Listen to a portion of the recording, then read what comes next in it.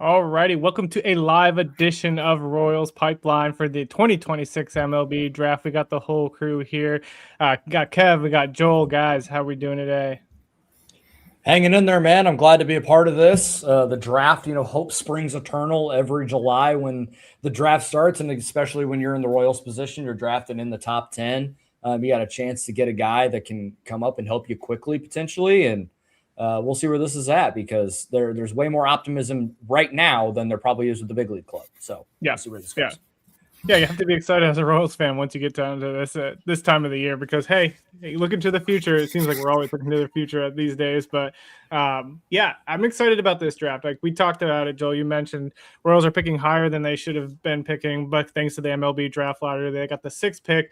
They also have, I believe, the 7th largest bonus pool because they have pick 30 in this draft. Pirates dropped down from 1st to 6th after they made that trade with the White Sox. So they're just behind the Pittsburgh Pirates here. They have some room to work with, right? They have the pick 6, pick 30 in this draft. They've got a chance to really kind of do some things here. Kev, what are you expecting today? I think we're going to see some really not a lot of surprises within the top 3. I mean, I think you look at right now, it seems like Rock Cholowski is kind of going to be the number 1 pick for the White Sox.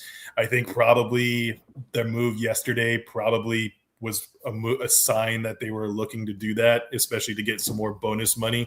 So I think, Cholowski is going to be 1, and then I think it comes down to Emerson, Lackey, 2, 3, and then it's going to get interesting at 4, right? And then I think and I think the Royals, what they do, it really is going to depend on that. And I think that's really exciting because, this isn't like in some years past where it was like, well, they're going to underslot or well, there's just not a lot of great options. I mean, they could have the pick of a lot of good options depending on what the Giants and the Pirates do at 4 and 5. Yeah, no, I agree. Joel, are there some names here that you are looking forward to here for pick 6? So, yeah, it seems like the draft essentially is going to start at 4 in some combination. Rock Cholowski, Grady Emerson, Von Lackey, 1, 2, 3. So then it becomes Jackson Flora, the pitcher from UC Santa Barbara, who I know Royals fans have started to kind of get with the idea that potentially he could be there at 6. Drew Burris, outfielder for Georgia Tech, super tooled up, dude that had a really productive college career. Eric Booth Jr., super toolsy, more raw-ish prospect, but again, a lot of tools to dream on and some high ceiling. And then there are other guys like I've seen Tyler Bell mentioned here as high as 6. Not necessarily like connected to Kansas City, but a guy that could go up, a guy with a lot of helium as the draft process has gone on. So, and Jacob Lombard as well, another high school prospect. I know, Jared, you're not as high on Lombard, but, he could be a name as well. Again, a guy that's pretty tooled up and, with some potential there as one of the better athletes in this class. Yeah, no, I agree on Lombard. I think my hesitation is because the hit tool is like a 40 grade, right? That's the biggest thing. And he looked not so great and over the last summer and for Team USA and when just could not figure it out. I think he only hit 363 in high school this year. So I think there's just some questions, but like you said, Joel, like the athleticism is through the roof. Like you're looking at a guy who could potentially be a future big leaguer if he can figure out just anything with the hit tool. And if you have confidence in your hitting development as a program or as a team, then you're going to take a guy like Lombard and kind of dream on that. Well, and I think part of this too, like when the Royals took Bobby Witt Jr. at 2, one of the big questions was, is he going to hit enough? Because everyone knew the speed, the glove, the raw power is certainly there. It's just a matter of, is the hit tool going to lag? And as he went through the minor leagues, it was very clear that's not the case. There was even some of this with Connor Griffin as well. It's part of why he probably fell to 9 to the Pirates rather than going in the top 5, like I think in a redraft he would, because you just wonder about the hit tool. And it's where I kind of wonder from an evaluation perspective, how do you quantify high school hit tool? It's a little bit easier to do with a 21, 22-year-old that's coming out of college because you have a bigger data set. They are going against better competition in college.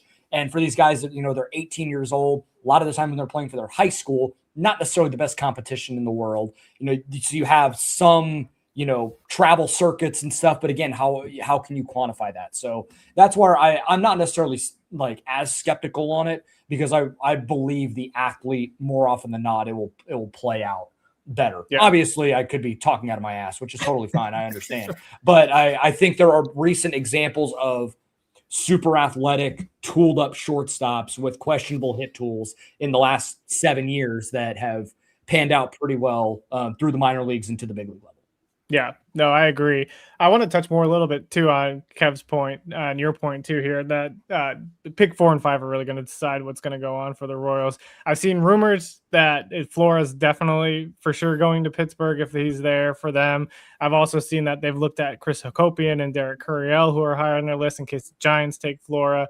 There's been also rumors that the Rays really like Tyler Bell. So if they weren't able to get like a Grady Emerson and the White Sox win Grady Emerson, there was rumors that they like Tyler Bell over Rock Chalowski. So I think like we're really going to see some shakeup potentially in the top 5. And I'm curious kind of what your thoughts are on like what you think the Pirates and Giants could be doing here.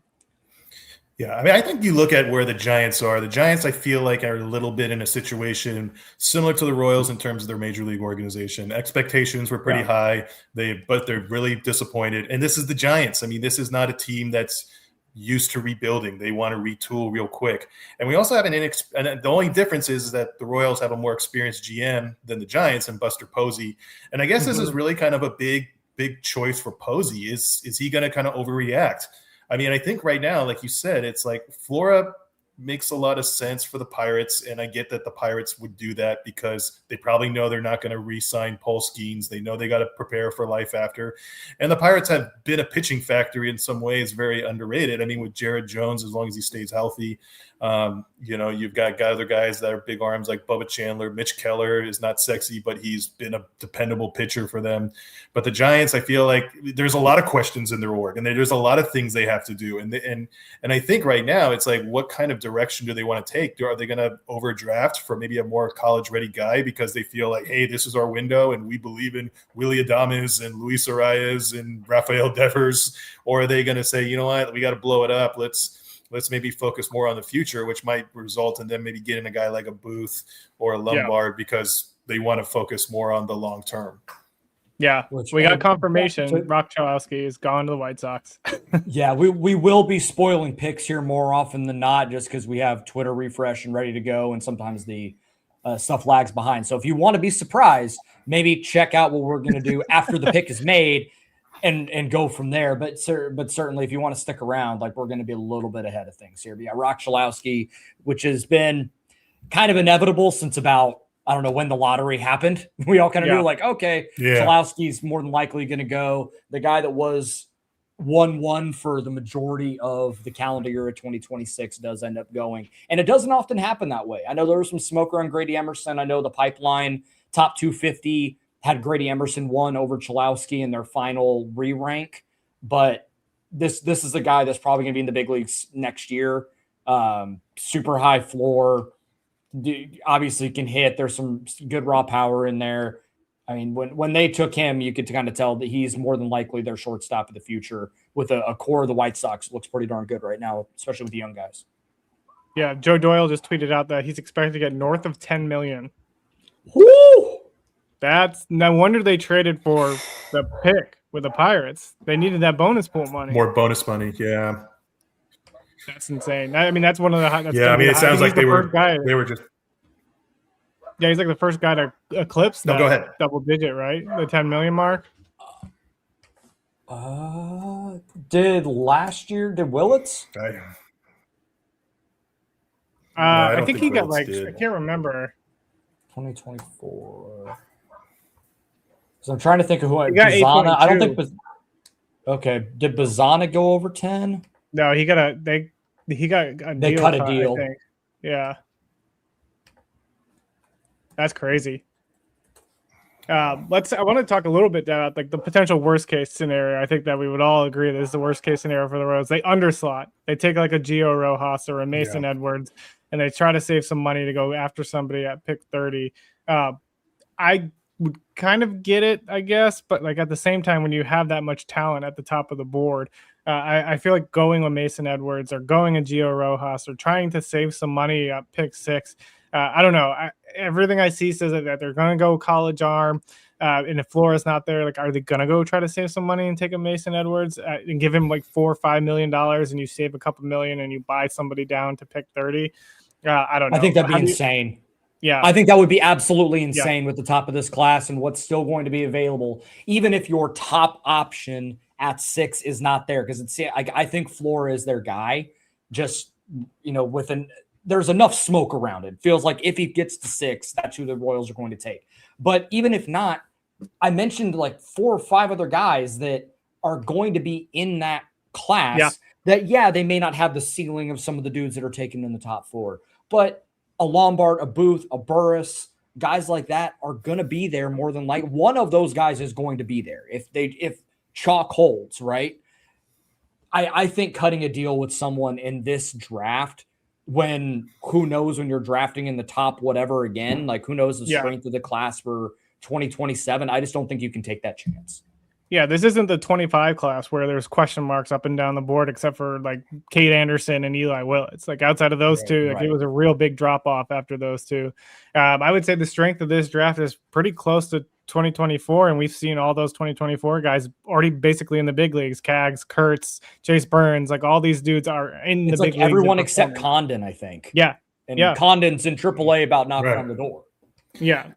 And the thing is, too, is like this is a Brian Bridges draft. He hasn't done the underslot strategy in his 2 years. I mean, those guys who did the under, because I know the most famous recent one right now is the Frank Mazzucato one. Like everybody talks about that one all the time, but that was a Lonnie Goldberg draft. That's not a Brian Bridges draft. Brian Bridges gave, I think he was at slot or slightly over with Cags. He gave slot money to Sean Gamble. So, like, I think the fact that a lot of Royals fans are automatically assuming, they're going to go under slot. It's like, I don't think that's fair to Bridges and what his team does and how they approach the draft. Yeah, I agree. And Emerson just what went they've to the shown. Rays. Oh, Grady Emerson. Okay. So we're close to Chalk 10 is million. Holding currently. Woo! Man, the number of these, that's crazy. By the way, Rob Manfred looks like he's about to cry when they start booing him, which is just my favorite part of the draft every year. Because at least like Roger Goodell leans into it and is just like, I'll do the WWE heel thing. But when the crowd starts booing him, he looks like he's in tears. Yeah. Like he cannot handle it. It is so funny. Yeah. Emerson's interesting too, because like he has the same agent as Chalowski. So that agency's doing really well after those two Shout deals. out to those guys. Yeah. I know. So those dudes are both the first to get over 10 million. Skeen's got 9.2 in 23. I think that's the closest that we've gotten. So I wonder, like the Royals. I mean, if you take a guy, you're gonna have to give them slot value or almost over. Like if you're getting a Burris or a Booth, you're probably going $8 million at least in that 7.7 slot. Yeah, right now that's the slot. Yeah, I think it's like 7 something. So 7.7. So yeah. And if a Burris falls to you, you're probably going to go 8 more than likely. Mm-hmm. Yeah, because Burris is 4 on the Just Baseball board. I think he's 4 on most of the boards. Like he's the consensus. Like after the Emerson, Lackey, and Chalowski trio, like Burris is considered the best available. Flora's the best arm, so I think you could probably get him maybe at slot, but I think you'd still maybe have to go over for him. Yeah, I don't see the unders because I know like Overslot had him as an under. I don't see Flora going under. I think that's going to be a slot, but yeah, I see Burris is going to go high. I mean, if it's at 10, I mean that's going to inflate a lot of those first round picks for sure. Yeah, I agree. So we're now 4 picks away, getting into. We're probably expecting Von Lackey here. Well, and the broadcast doesn't even have. They haven't even announced the Chalowski pick. Yeah. Oh, really? NBC, yeah. So Joe we're 2 picks in on top of it, as he always is. Yeah. Why do they give him 10 minutes? Like, come on. We all know that you guys know the pick. Stop. Like, I know they're doing it for broadcast purposes, but God, just make it like we know that the pick is in. We know what it's going to be. Yeah, of talking. Thank you, Jeff Passan. Jeff Passan just now. The White Sox are taking Rock Chalowski like we didn't know that 7 minutes ago. Yeah. Well, it's just like you hear all the rumors leading up to it. A lot of it's smokescreen. I think even for the Royals, like a lot of what I was reading too is like they have people smokescreen into that they're taking a prep player when they're really going to go college. And so it's just like you just don't know because teams are trying to throw other teams off their trail.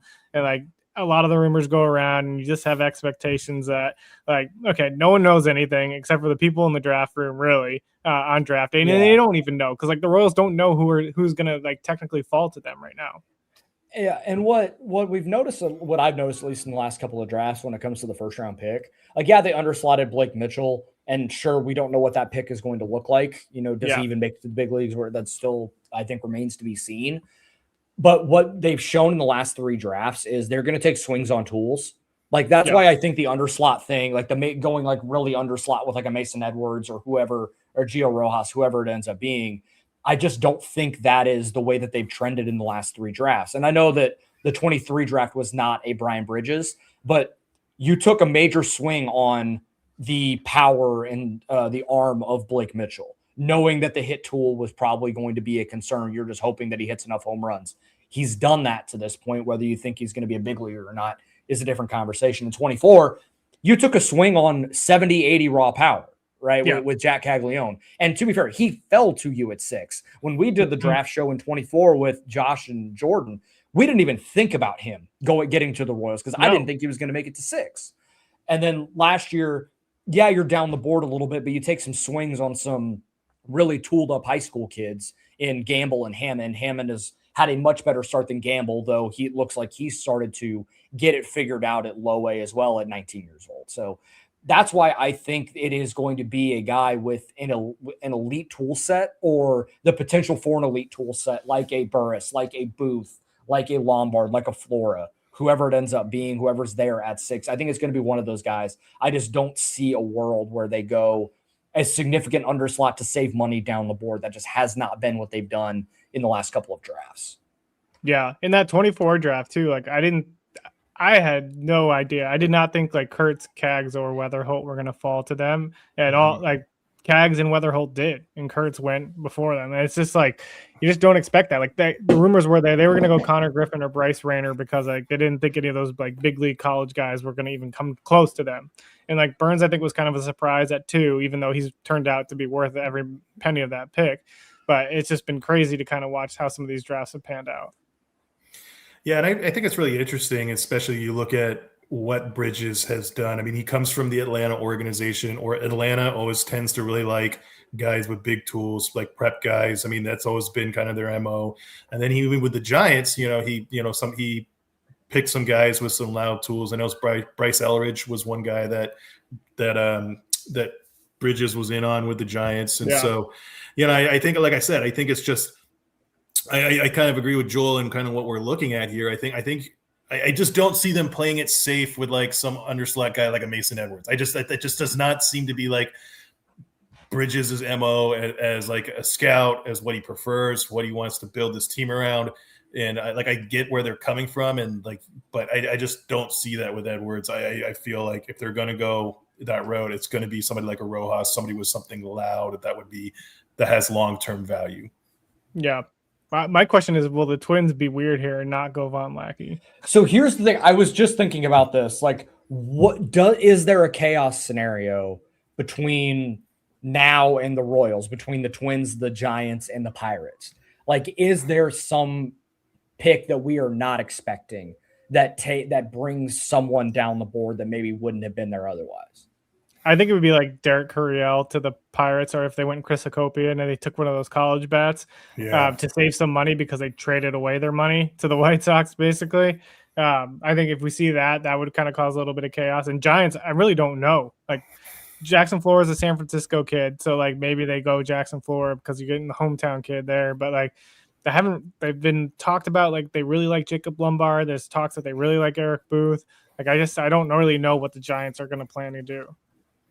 Yeah, that's the wild card to me right now is definitely the Giants. And again, it's just because like we know that Posey's been trying to distinguish himself from a Farhan, who's the previous president of baseball operations, but we really don't know what kind of like his philosophy is. And, and I think that's the big thing is that we really don't know what Posey's going to want to do. And like I said, if there's anybody that's going to do a left field pick or it's going to do a real, like, throw this draft into chaos, to me, it's going to be San Francisco. To me, it's like San Francisco is going to be that team. And I think that would make a lot of sense because I think they are going to blow it up to some degree at the trade deadline. and just try and build the farm system as much as they can. So maybe they do take a swing on a Booth or a Lombard or someone like that, just to like build like a core down in high A or something, low A, high A, to try and build up for the next couple of years, because it seems like that's the way that they are trending right now. Yeah, because their system's really not that great. I mean, it's like, I mean, a lot of the guys who were supposed to be big names, they're kind of up already, and you know, they've whiffed. Their international development has not been good. They've really whiffed on that. And it's funny, right? It's like, if they're kind of going to go this strategy, it's funny because they kind of got Posey because they were kind of not happy with how Farhan was kind of doing that, building the system. So, yeah, but I mean, I do think right now you've kind of seen that. I mean, I think everybody's kind of on that organization is kind of fed up right now. And so you're right. Like, I just can see like Posey just saying, hey, we're going to really focus on a prep guy to really focus on somebody that a star that we can build around. So I'm just constantly refreshing Twitter trying to get the third pick. Cespedes Family Barbecue tweeted that apparently Rob Manfred said Chalewski. Yes. Moment of brilliance. Incredible. Yeah. Kendall Rogers tweeted out, the guy from D1 Baseball. He's like, Chalowski is not a very difficult name to pronounce. Yeah.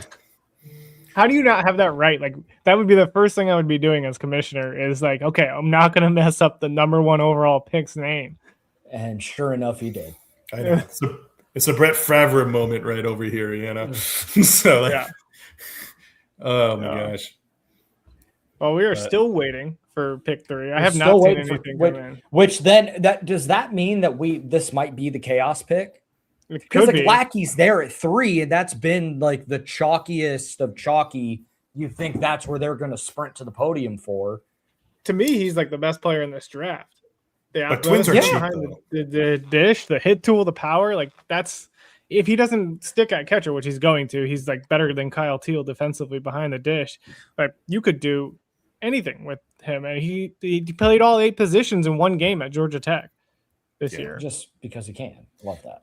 My one concern with it, why it could be a chaos, is that the Twins are cheap, and we know that the Pohlads are going through financial stuff. I know the team has been a little bit better. I could see them saying like Lackey makes the most sense, but especially if everything is being inflated as much with the bonuses, I could see the Pohlad saying, you know what, let's go with something a little bit more affordable and then pass that up. That's just that's my theory of what could happen, just because the Twins have just been so in on cost cutting since over the last couple years. Apparently, Harold Reynolds said he really liked the first baseman from UCLA. So we are doing well, guys, on the NBC street. We've made Chalowski a first baseman, and we've mispronounced his name. Just a banner day for Major League Baseball trying to get this thing right, and they can't. Unbelievable. If Chalowski was a first baseman, he wouldn't be a consensus 1-1 pick. Right. Oh my God. What are we doing, guys? What are we doing? Still nothing regarding the third pick. I feel like Twins are going to blow this thing up. Do we want to make a prediction? Just for the fun of it? I mean, if they wanted to cost cut and like they wanted to bat that quickly rose of the majors, like they just go Chris Hakopian. Like there's an argument that Hakopian has the second best bat in this class outside of Chalowski.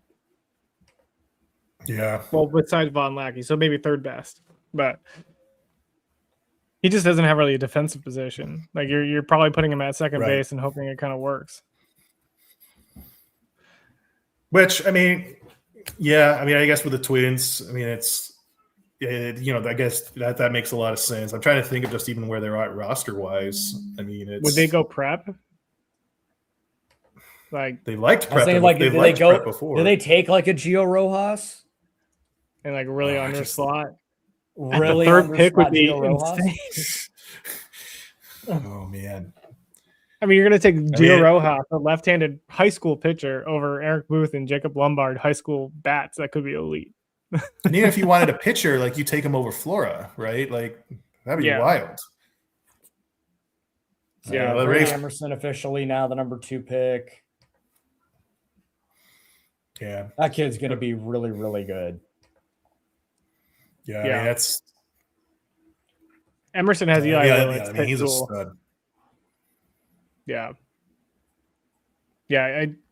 Emerson's a guy that I think there's potentially more power there than Eli Willits, and Eli Willits has showcased his power in the minor leagues already. And I think the hit tool's just as good as Eli Willits. Like, there's a reason Emerson was the 1-1 high school player for, and there was a reason why they were probably considering him for 1-1 in the draft as well. There's a lot of upside there with him and a lot of floor with the hit tool. Yeah, I mean the guy's a stud. I mean it's that's a real good pick, and it sucks that like it's the Rays that have that pick. To be honest, so I know they're gonna make him a stud. That's what they're gonna do. Just stockpiling talent. My God, there's a chance that in 2 years you're gonna have a 24-year-old Junior Caminero and a 21-year-old Grady Emerson on the left side of that infield for the next decade. Yeah. I was just looking it up. Eli Willits has 38 stolen bases this year already.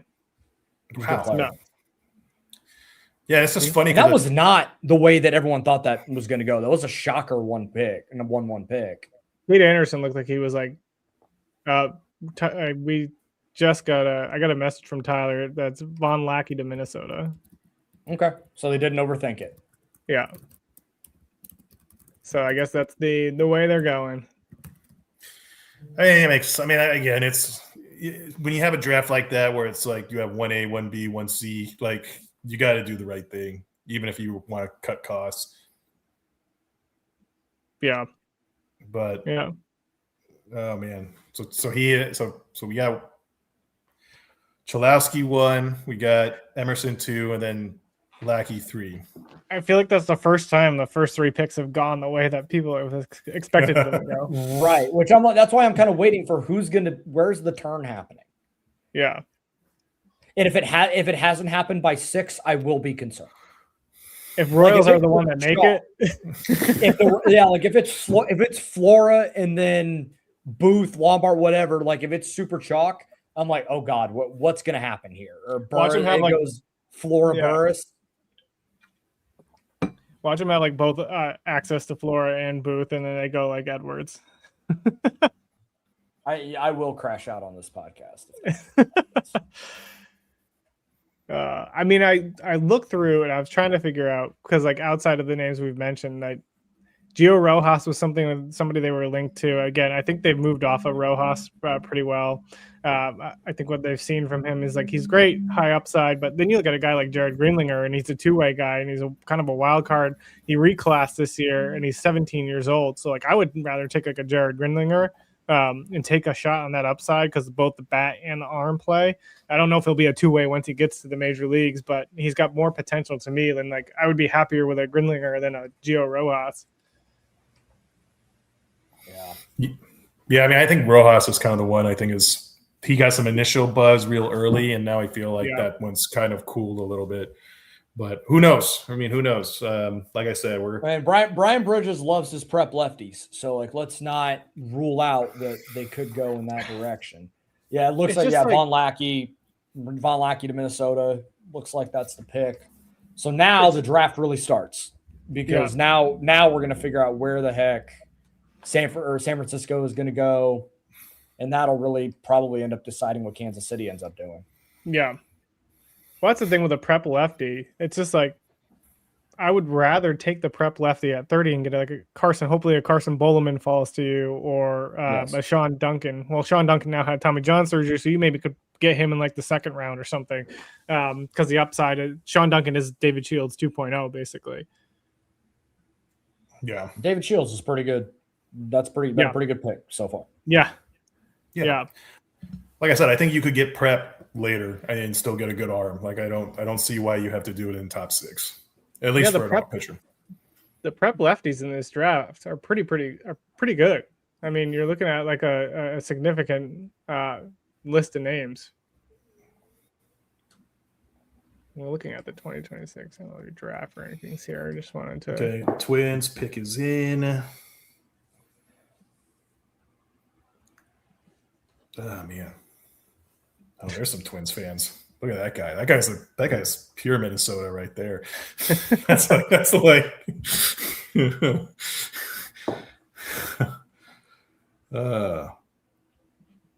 well, good to know that they decided to go that route. Yeah. I'm going to hate watching him play in the AL Central. I was hoping they were going to overthink it and bungle it and take someone like, oh, okay, great. But now this guy's a stud. Yeah. Well, how the heck did that Georgia Tech team not make it to Omaha? Like that's one of the more baffling things. They ran into an Oklahoma team that was just on an insane heater. Yeah. Is what happened. Trust me, I don't, and I despise that they got on a heater and won a national title. 11th in the SEC, and then they go and win the national championship. Yeah, beat Georgia Tech, beat Kansas on the road, and took out North Carolina. Yeah, they took out every conference champion on their way. It was nuts, except for I think Big Ten champion, because the Big Ten champion was UCLA, and they didn't even play them. UCLA did make it out of regionals too. What a weird year. Yeah, they lost to Friday Night Ace, Logan Redeman, and that crushed them. That kind of did them in. Okay, Joe Doyle just said the Giants are taking Jackson, Florida, number 4. So that dream is dead. Knew that was happening. It's just like hometown kid, like that kind of lines up. Probably ends up cutting a deal, I would imagine, of some sort. He probably wanted to play in San Francisco. I watched his interview on the Baseball is Dead podcast, and he just kept talking about San Francisco and how much he loved it. So now it's Booth Burris. Booth Burris or Lombard. I mean, Lombard. Yeah. And if Booth go ahead. I was gonna say there's a chance you could have Booth, Burris, and Lombard on the table for you if the Pirates decide to go like Curiel or Hakopian here. Because Flora was who the Pirates wanted. Yeah, that's what they wanted, right? Like, so I feel like, do you lean Burris between those 3? Yeah, I just think the bat's too good and the defense is too good. He showed this year that he can play center field. There's like no ifs, ands, or buts that he's going to be a center fielder. And the arm is a 60 grade. You're looking at power 60 grade. So are we looking at a center fielder in a normal ballpark, or are we looking center fielder at Kauffman Stadium? Because I think those are 2 different things potentially. I don't know. I mean, what he did in the ACC tournament defensively was insane. Like, he made plays. I'm like, there's no way he's getting to that ball. And then he got to it every single time. So I think there's a potential there that he could definitely play at Kauffman Stadium Center. I mean, it's probably going to take an adjustment to learn it for sure. Certainly. So this is lazy analysis, but this is what people enjoy listening to. Like, what's like a player comp for Burris? Because he's for those that may not know, like, he had an incredible college career, a ton of power, but he's 5'9", 185, right? Like, we're not talking about a crazy, crazy tall, big athlete. Like, he is an undersized, quote unquote, but ton of power, really good field to hit, can run. Like, you're looking at like kind of a 4-tool, potentially 5-tool type guy. Yeah, I saw someone on Twitter comp him to Junior Caminero because of the hitting stance, and I was like, okay, the stances are similar. Well, that's a little aggressive. I don't think the outputs are going to be the same. I think someone said a rich man's Ramon Laureano. So, like, you're looking at a much better Ramon Laureano, just given size, makeup, those kind of things. I think the hit tool is better. I think you're going to get a little bit about the same power, maybe more, 25 to 30 home run type guy. That's where I would kind of go with that one. And one of the ththings too is, like, I'm really curious, right? It's like probably what Burris's ETA would be somewhere between 28, 29, probably, like, in terms of the major leagues. And you got to think about what as much as Kauffman is tough defensively, it's only going to be like a couple more years, right? That's a fair point. So it's so that's going to be really interesting to see. If you look at a Drew Burris, and with the way that some of these college hitters move now, especially the super tooled up ones, like probably in the big leagues next year. So he's still got 4 years potentially at Kauffman Stadium. So that's the majority of his cost control years, right? That he would in Kansas City. Yeah, he would move, I think, quickly like a Cags, to be honest. Mm-hmm. Like he would be one. I think a lot of these college dudes are like Chalowski is going to be in the big leagues next year. I would imagine Von Lackey potentially could be, if not 2028, like opening day. And then Flora, very likely, I imagine, is in the big leagues quickly. Like, Flora's going to be a lot there of these next college year. guys. Yeah. Like I could see that next year if we play, and this is all assuming that a season occurs in 2027. But a lot of these college guys, they're just moving faster now. And so, the Pirates took Curiel. Whoa! Okay. Whoa! There's your bomb. So they're gonna have Burris, Booth, and Lombard on the board for the Royals. Wow. Okay. We are fully into our 2026 MLB draft coverage, and the Royals are now on the clock. Maybe not on the clock on MLB Network, but the Pittsburgh Pirates pick is in at Derek Curiel, and we have the Royals now set up with Drew Burris, Eric Booth Jr., and Jacob Lombard on the board. 3 guys that they've been linked to in some sense. Burris less than Booth and Lombard, but it's going to be making it very interesting for pick 6 here. Wow, Pirates are gonna Pirates. Bob Nutting is gonna Bob Nutting, man. It's like he can't help but being cheap. So, man, did not think that one was coming. No, I didn't have that one on my bingo card at all. I mean, that was not a name I'd really even thought about much. But I mean, a couple of good years at LSU. Hit 353, 431, 526 this year. Not a lot of power, but clearly feel a hit, but that's trying to cost cut a little bit on a faster moving type prospect. And there's questions on if he can actually play center field, unlike Drew Burris. I think like overall his fielding ability is above average. So like he could definitely slot into a left field spot, but it's it's not a 60 grade arm. It's like a 40-45 grade arm. Like the hit tool, again, elite, like you said, Joel. It's like a 60 grade hit tool, but there's no power there. There's no arm there, like you'd get with a Drew Burris. Man, yes. I mean, I think now the waiting game. So I feel it in my chest right now. I'm like, God, who are they? Can they not? Please just don't overthink this, please. I'm begging. Like you cannot overthink. Don't Pirates us. Don't Pirates this. And now, like, if they still took like a Chris Hacopian, like. I'm not going to hate it. I'm not going to like it, but I know that the dude can hit and he probably can move to the big leagues quick as well. So like if they go down the board a little bit, you still have that. Okay. What is your worst case scenario here? We need to play this out. Mason Edwards. I think Gio Rojas falls into that for me. Yeah. I think Gio Rojas is good. Like, don't get me wrong, but I just think with the way that the board has fallen to you, I would not like that pick. Like if Edwards fell to them at 30, I'd be like, heck yeah, take Mason Edwards. Yes, but I don't want him at 6. I completely agree. Oh, that's insane. That's where your blow up in the draft is. Everything else kind of went in order. But if they didn't make that trade, they're definitely they probably wanted Flora and they knew they weren't going to get Flora and made that trade. Traded the money away. So that makes more sense in retrospect. Allows them to push a little bit of money down the board and kind of go from there. And they've done a good job in those second round, third round type guys in the last couple of drafts as well. So they've done a good job, even if they kind of go under slot in a few with their top pick. They've done a good job in the areas below that. Giving us a shout out at Just Baseball because we're 4 for 4 on our mock so far. So there you go. I think we get like 2 picks a year. So this is the we've doubled that already. 4 picks into the draft. Well, that's now it's just waiting for us. I mean, gosh, this is gonna be interesting. This is gonna be interesting.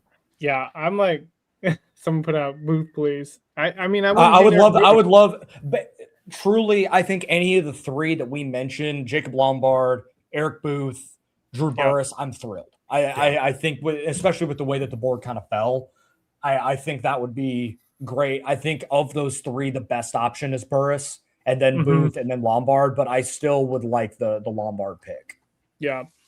Lesky just sent us a message in the group chat and was like, I think it'll be Edwards and I hate it. And I hope he's wrong. You might see us just we will look like we just saw ghosts if we're just gonna end the stream. That's what we're gonna do. We're just gonna all walk away. The podcast that you guys are that on the audio side is just gonna cut off. Because this is currently what they would be listening to. So if you hear this just randomly cut off, you guys are gonna have to wonder about us, welfare check on us a little bit. Still not seeing anything. We got that number 5 pick pretty quickly. I wonder if that's just now the Royals kind of reshuffling a little bit. Someone said Booth it is in the chat. Booth. Doyle said it's Eric Booth Jr., number 6. Whoa! Okay. Here we go. All right. I like it. Yep, I dig it. I think you're looking at a guy who's got average to above average tools. He's a plus hit tool, plus runner. There's some power to dream on there. Like, this is a guy, as a prep guy, I think the hit tool is a lot less concerning than a Lombard. This is a guy who came out with a 60 plus hit tool as a high schooler. So I really love this pick. I think this is an awesome pick. I personally would like Drew Burress here, but also I can't fault the Royals for taking an Eric Booth Jr. here. Just like I mentioned earlier in the stream, that the Royals have done a really good job, or they have identified taking huge swings on tools, right? Of just guys that are incredibly tooled up, maybe not the most polished product right now. Jack, Blake Mitchell, Sean Gamble, Josh Hammond, and now Eric Booth Jr. None of these guys are like finished products as they come to Kansas City, but there are tools to dream on that you could potentially like have massive upside to. Yeah. I think this is a good long-term pick. I mean, like you said, Jared, I think part of me is like Burris would have been nice, but I do think that, again, you can't go wrong with Burris or Booth. To me, it's a 1A, it's a 1B. They didn't overdraft anybody, and I think he's going to bring a lot of helium to the system, especially in the outfield, which doesn't have like a lot of elite guys. And so I'm really excited about Booth. I think it's all that smoke screen about how the Royals were going to be reacting because their regular season wasn't going how they thought it would be. I mean, we all know that was maybe a bit of a smoke screen for the Booth pick. And I think what was kind of interesting, what I was wondering coming into the draft and some of the talk before, was the Royals taking a fast-moving college guy without the reporting was not necessarily to say this, but kind of reading the tea leaves to save their jobs, right? Yeah. To try and get a faster-moving guy to help kind of move this thing forward. But this, I think, shows that was maybe not the case. And I am not as plugged into the draft as, I have been in the past. But when kind of in the lead up to this, as the mock draft started to come, as you guys started talking about it more, I was very fascinated by Eric Booth Jr., wondering if he would be there at 6. And again, just tools to dream on, legitimate field to hit as a high schooler, which is something we talked about earlier, that sometimes, it's hard to quantify. Legit power there, legit runner. Is he going to be a stick and center field guy, you think? I think there's some work that needs to be out there. I think he can play all 3 outfield spots right now. I don't think he can play center field to the extent that Drew Burress could play center field, but I don't think he would be I think he'd be an above average glove that could play any position in the outfield, almost like a Trent Grisham.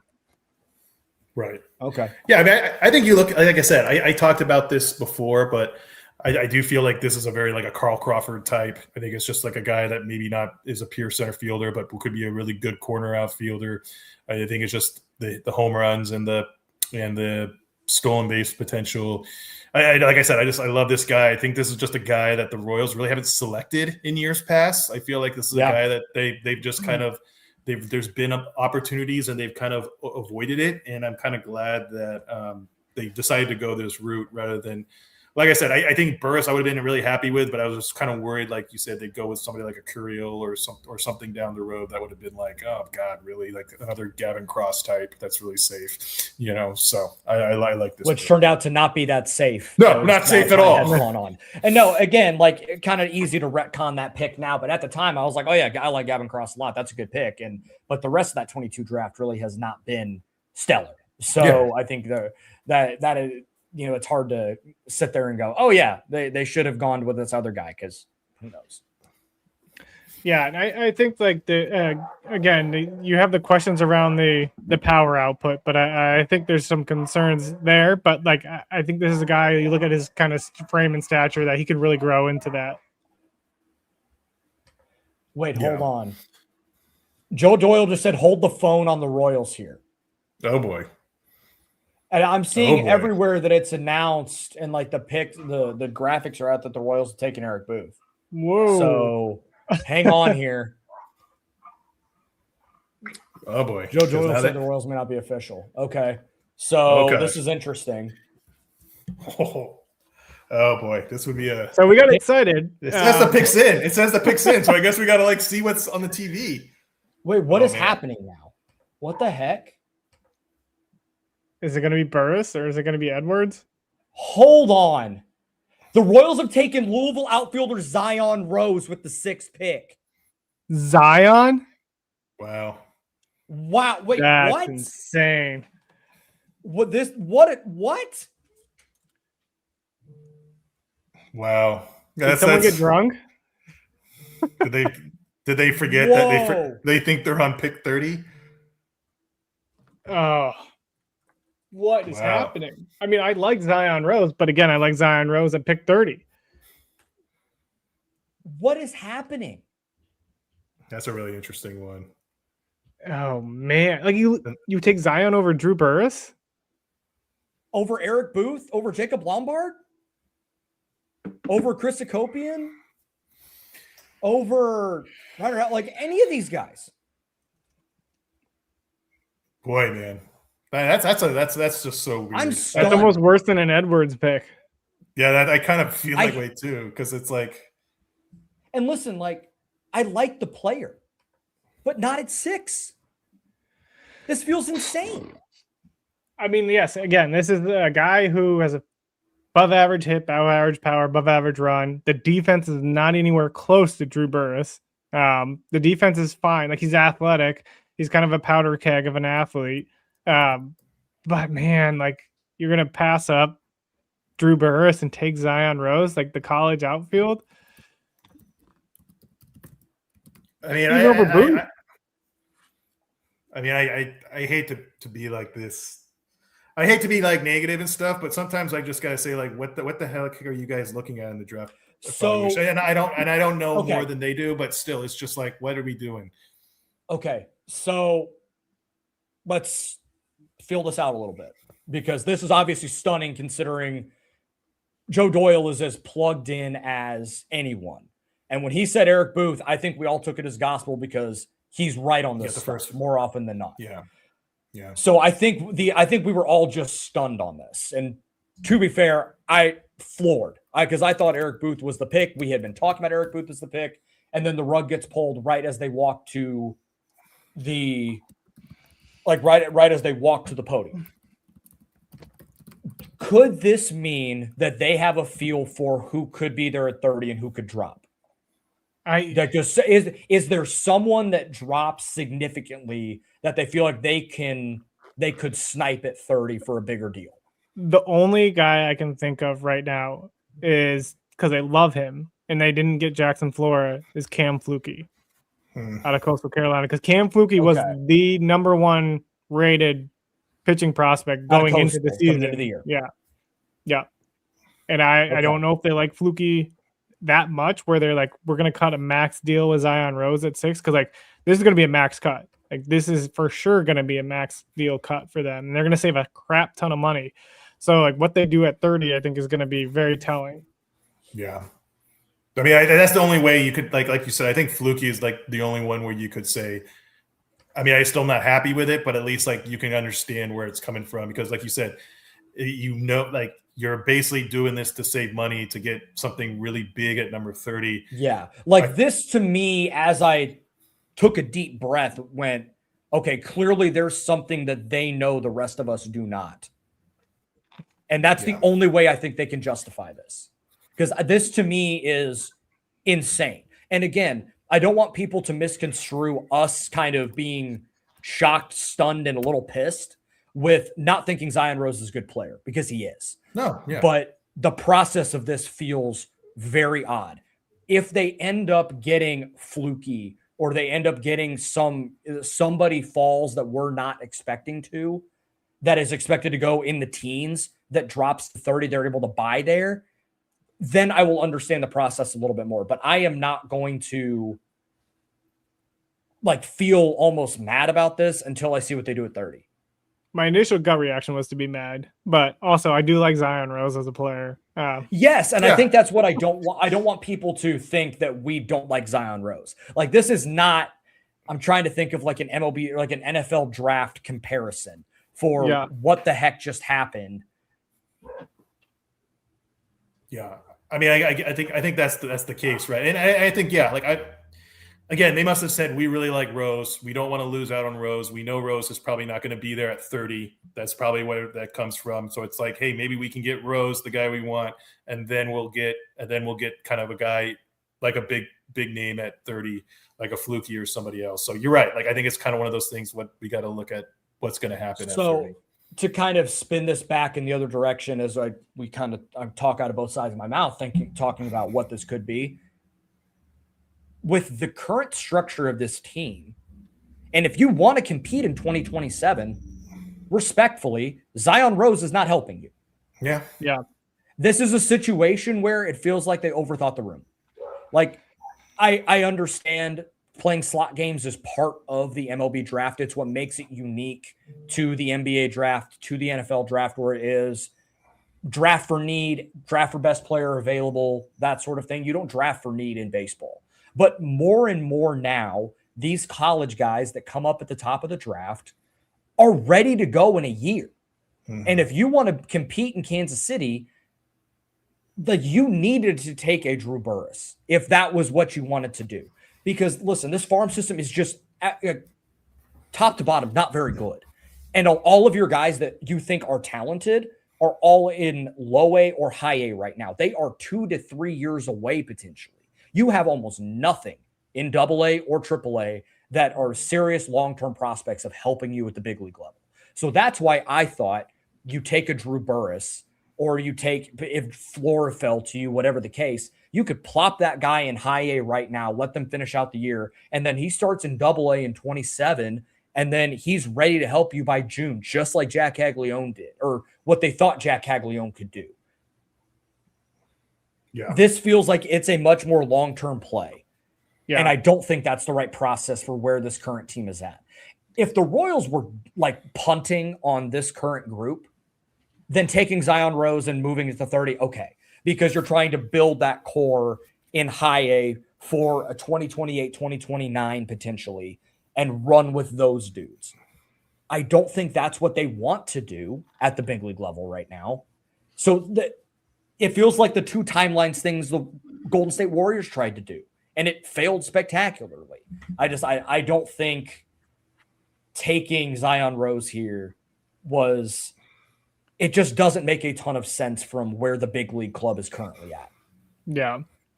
I was texting someone, and they said it was Booth until the last second. Do you think there was somebody that overrode Bridges? I mean, I'd hate for that to be the case where Bridges and his team is basically saying we're going to go with Booth, and then you have a Vivek Renadive situation where he's like, no, we want Zion Rose. You're going to take him. If that's the case, which, I mean, like I said, I don't know what the situation is, but if that's a case where they decided to change at the last minute, to me, that just signals somebody came in and told them, no, you need to draft Rose. Yeah, and Joel, to your point of like, you want this team to compete next year, it's like Drew Burress could make it to the big leagues in 27. Like, if your goal is to like impact this roster with this draft, like you would take I wouldn't even been mad if it was Chris Hakopian. Like, yes, it's still, you could probably underslot Hakopian there, but maybe not as much as a Zion Rose. But you get a bat that you could slide into second base potentially next year. I don't know. Yeah, I get it. I would have gotten Eric Booth because, like, sure, you're betting on the talent. You're betting on potentially being like a Connor Griffin or being a quick riser through the minor leagues. But man, Zion Rose is like, I love Zion Rose. He went from catcher to outfielder from his prep days to college. Like, there are the tools there to potentially be a good above average outfielder, but right now it's not there. And the bat is above average, and I think he can unlock some more from that bat as well.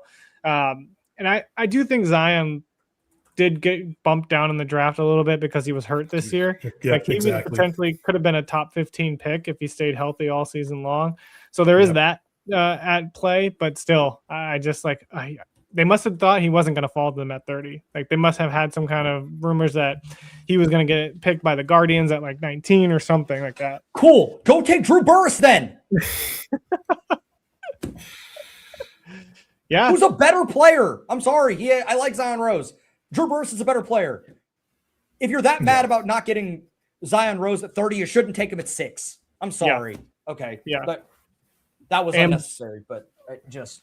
But the power is not there for Zion Rose. I mean, it's like he's got some interesting, but it's not like the exit velocities or the home runs that Burris has. And I don't know, man. I mean, so Booth and Burris went right after that. So Booth went to the Orioles, Burris went to the Athletics. I know. So Athletics, man, like they keep getting these college guys that are They keep like things that fall in their lap. They falls in their lap. Like they don't do anything. Kyle Teel fell in their lap in 23, and they took Blake Mitchell. Yeah. Yeah, I mean, this feels a lot. I mean, it's kind of different because it's obviously Rose is not a prep guy, but it is kind of similar in the sense that like Rose was nowhere on the radar in this pick, just like Mitchell was nowhere on the radar.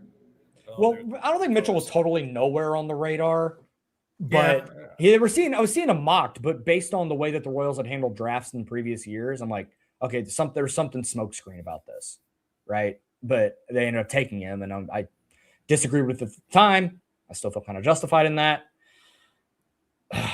We'll see what they do with 30. Oh, sorry. Go ahead, Joel. I didn't mean to cut you off. No, you're good. You're good. I was saying Burris went to the A's for 7.5, so you still would have saved $200K. Have we heard anything about the Royals thing?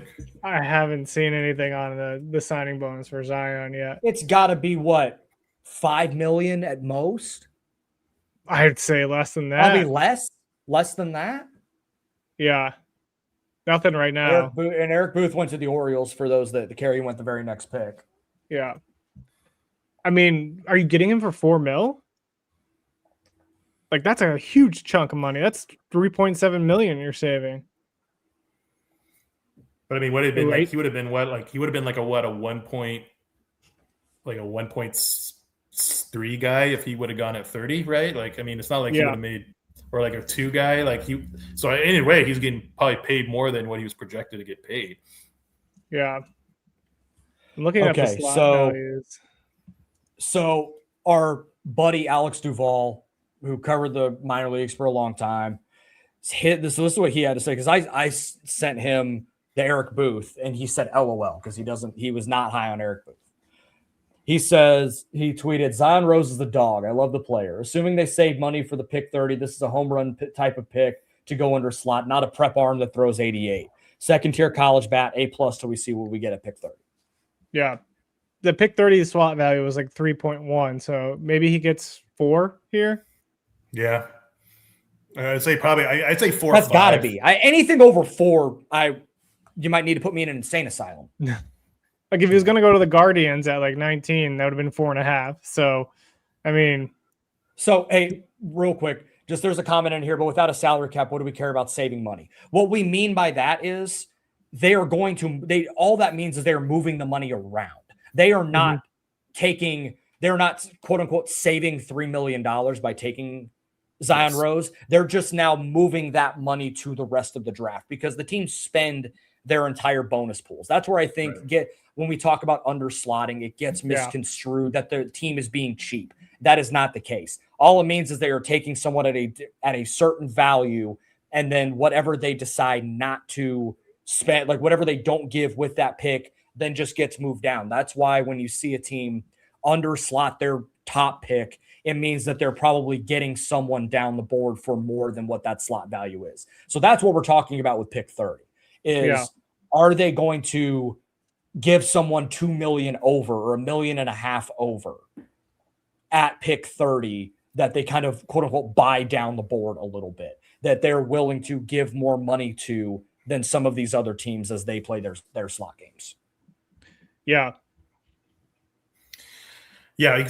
I mean, that's the thing people just have to understand it, like with the draft. It's like you cannot just draft best available through like 20 rounds because you're not going to sign half of those guys because you have a limited amount of bonus money and players have leverage. People can say, all right, like, I'm not getting what I want, then I can go back to college or I can go to college. It's different than say the NFL draft or the NBA draft where once they're declared, they're declared. They don't have any other options. So yeah, I mean, But again, I think 30 is going to be really interesting. At the very least, this stream is worth hanging on to because we know that's going to be really interesting at 30. Yeah. And Fluky is in the transfer portal, and his old head coach went to South Carolina. So he has a little bit of leverage. Yeah, because he not probably a ton, but he's got some. With the arm injuries that maybe not as much. But I bet you could throw him. What's the slot at 30? I think it was what 3 almost 3.2. 3.2, yeah. Yeah. It's crazy. What a day, guys. So wow. Just flatly stunned. Yeah. So AJ Gracia to the Atlanta Braves at number 9. I like AJ Gracia a lot. That was a guy that's a really good bat. I liked him a lot. That I would have liked him at 6 if that was the. Yeah, I mean, I would say the hit and power are pretty similar.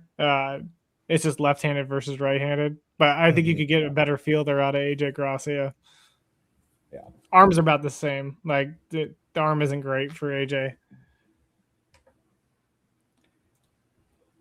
Yeah. Okay, are they going to spend more time talking about Zion Rose, the player? Because I think we were just talking about the process. So for those that may not know as much, so 3-year starter at Louisville. This year, he only played 36 games, walked more than he struck out, / 417, 491, 646, 147 weighted runs created plus. In a full season as a sophomore, hit 310, 396, 552. But the key thing here is a guy that really doesn't strike out a ton. Not a ton of power. He had 13 that sophomore. He had 6 in 36 games this year. So maybe a 13 to 15 home run guy, but that's with BB Core. So I don't know what that necessarily translates to unless there's more power to build into in the frame. Mm-hmm. More doubles power. He stole 24 bases in 36 games, sort of 31 and 66 last year. I mean, the kid's got tools. I think the player is good. It's, again, just taking him at 6 as opposed to taking him at 30. If they had taken him at 30, I would have done a dance in this room because I love that pick. But it's just puzzling to me to do at 6, and that's just where I'm done. Yeah, and that's what I think colors this pick, right? And I think what colors the pick is that it'd be one thing if Burris was off the board, right? It would be one thing if Booth was off the board, and you're in a floor. I think that's just what's coloring is that we had a guy like Burris who is very polished, has all the accolades, and you pass on him for Rose. But I do think Rose can be really good. I mean, I thought he was a guy that can be a major league player when we mocked him at 30. I think he can definitely be that again. I don't question his competitiveness. He definitely has all the intangibles that the Royals love from their players. So he's definitely a Royals draft pick. So I'm kind of hoping that he can get off to a good start, because I think this is going to be an unfair shadow that he's going to have to deal with, unfortunately. Yes. Yeah, it sucks. And because he's not that kind of I mean, I don't know. Like you said, like Alex said, this isn't like a Frank Mazzucato we're talking about, man. This is right. a guy. This is a guy that was legit. Probably would have been a higher pick had he been healthy. And and the Royals probably said, hey, and I think maybe Bridges and JJ are thinking that. It's hey, this guy would have been top 15 if he was healthy. We can get him a lot cheaper, and maybe we can get another guy that we really like at 30. So. But I mean, I think he's going to be exciting. I mean, do we think again, high A, he's probably going to be starting probably. 3-year college guy, he should be. Yeah. Yeah. And so you mentioned the Frank Mazzucato thing. I don't want people to think that every underslot is like that, because that to me was bad process from the jump, because there were other dudes you could have underslotted that pick and been just fine. But the other side of that is you got Carter Jensen out of it. Right, because of the underslot, you're able to give him a little extra money, prime away from LSU, and now you have your catcher of the future. Right, so even if the Mazzucato pick didn't work, you at least were able to get something on the other side of this. The other part of this, and this is maybe the more similar example to some degree, Bill Lamberty in the chat earlier mentioned that the Royals in the draft, they took Hunter Dozier underslot out of Stephen F. Austin, got Sean Manaea at third, later on in the draft with some overslot.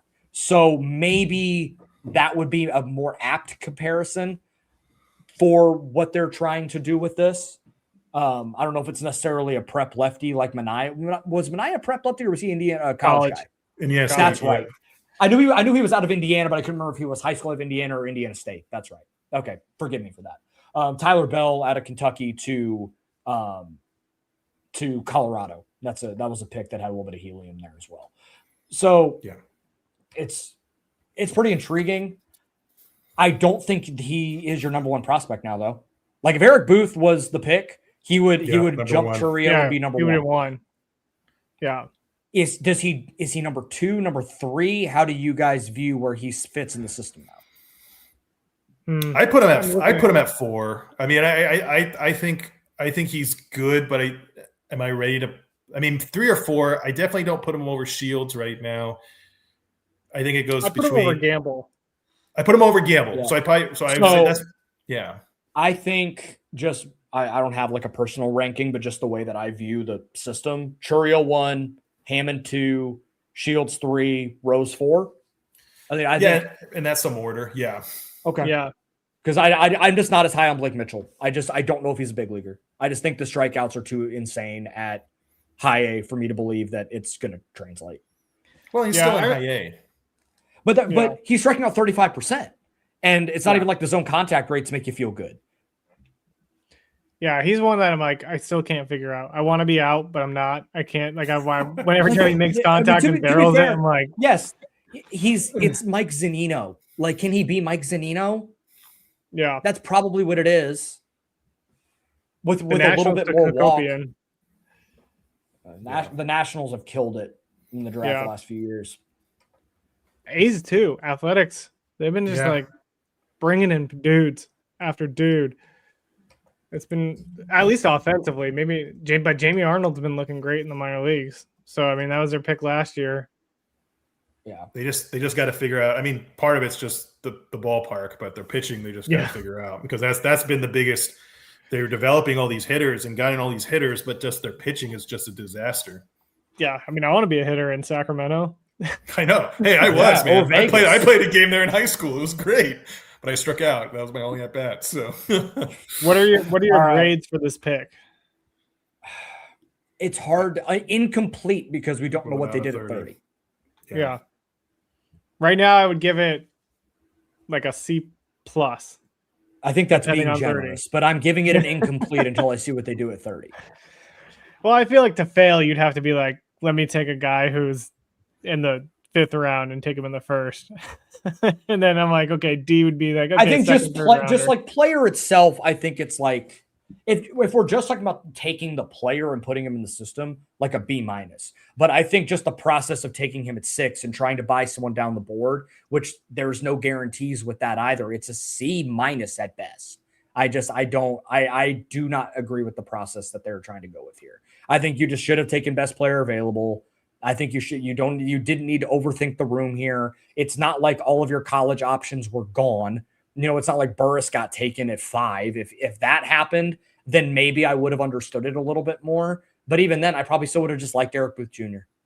I would have probably liked a Lombard, something like that. I don't know. I'm just very, very puzzled that this is the way that this went. I'm just so curious what changed last minute. Which also, and I didn't even consider this yet, that Lombard is falling. Does that mean could that not necessarily that's going to be the guy that goes at 30, but is this his college commitment is starting to kind of factor in here? I think it's the hit tool concerns. I think a team will take him off the board at some point, but I mean, his college commitment could. I don't know. I just don't see him going to campus. I mean, he's a Miami commit, so they have a lot of NIL money, and Miami is one of the schools outside of the SEC that has a ton of NIL money to play with. But I don't know. I mean, I don't. Just a comment here. The slot system doesn't do anything.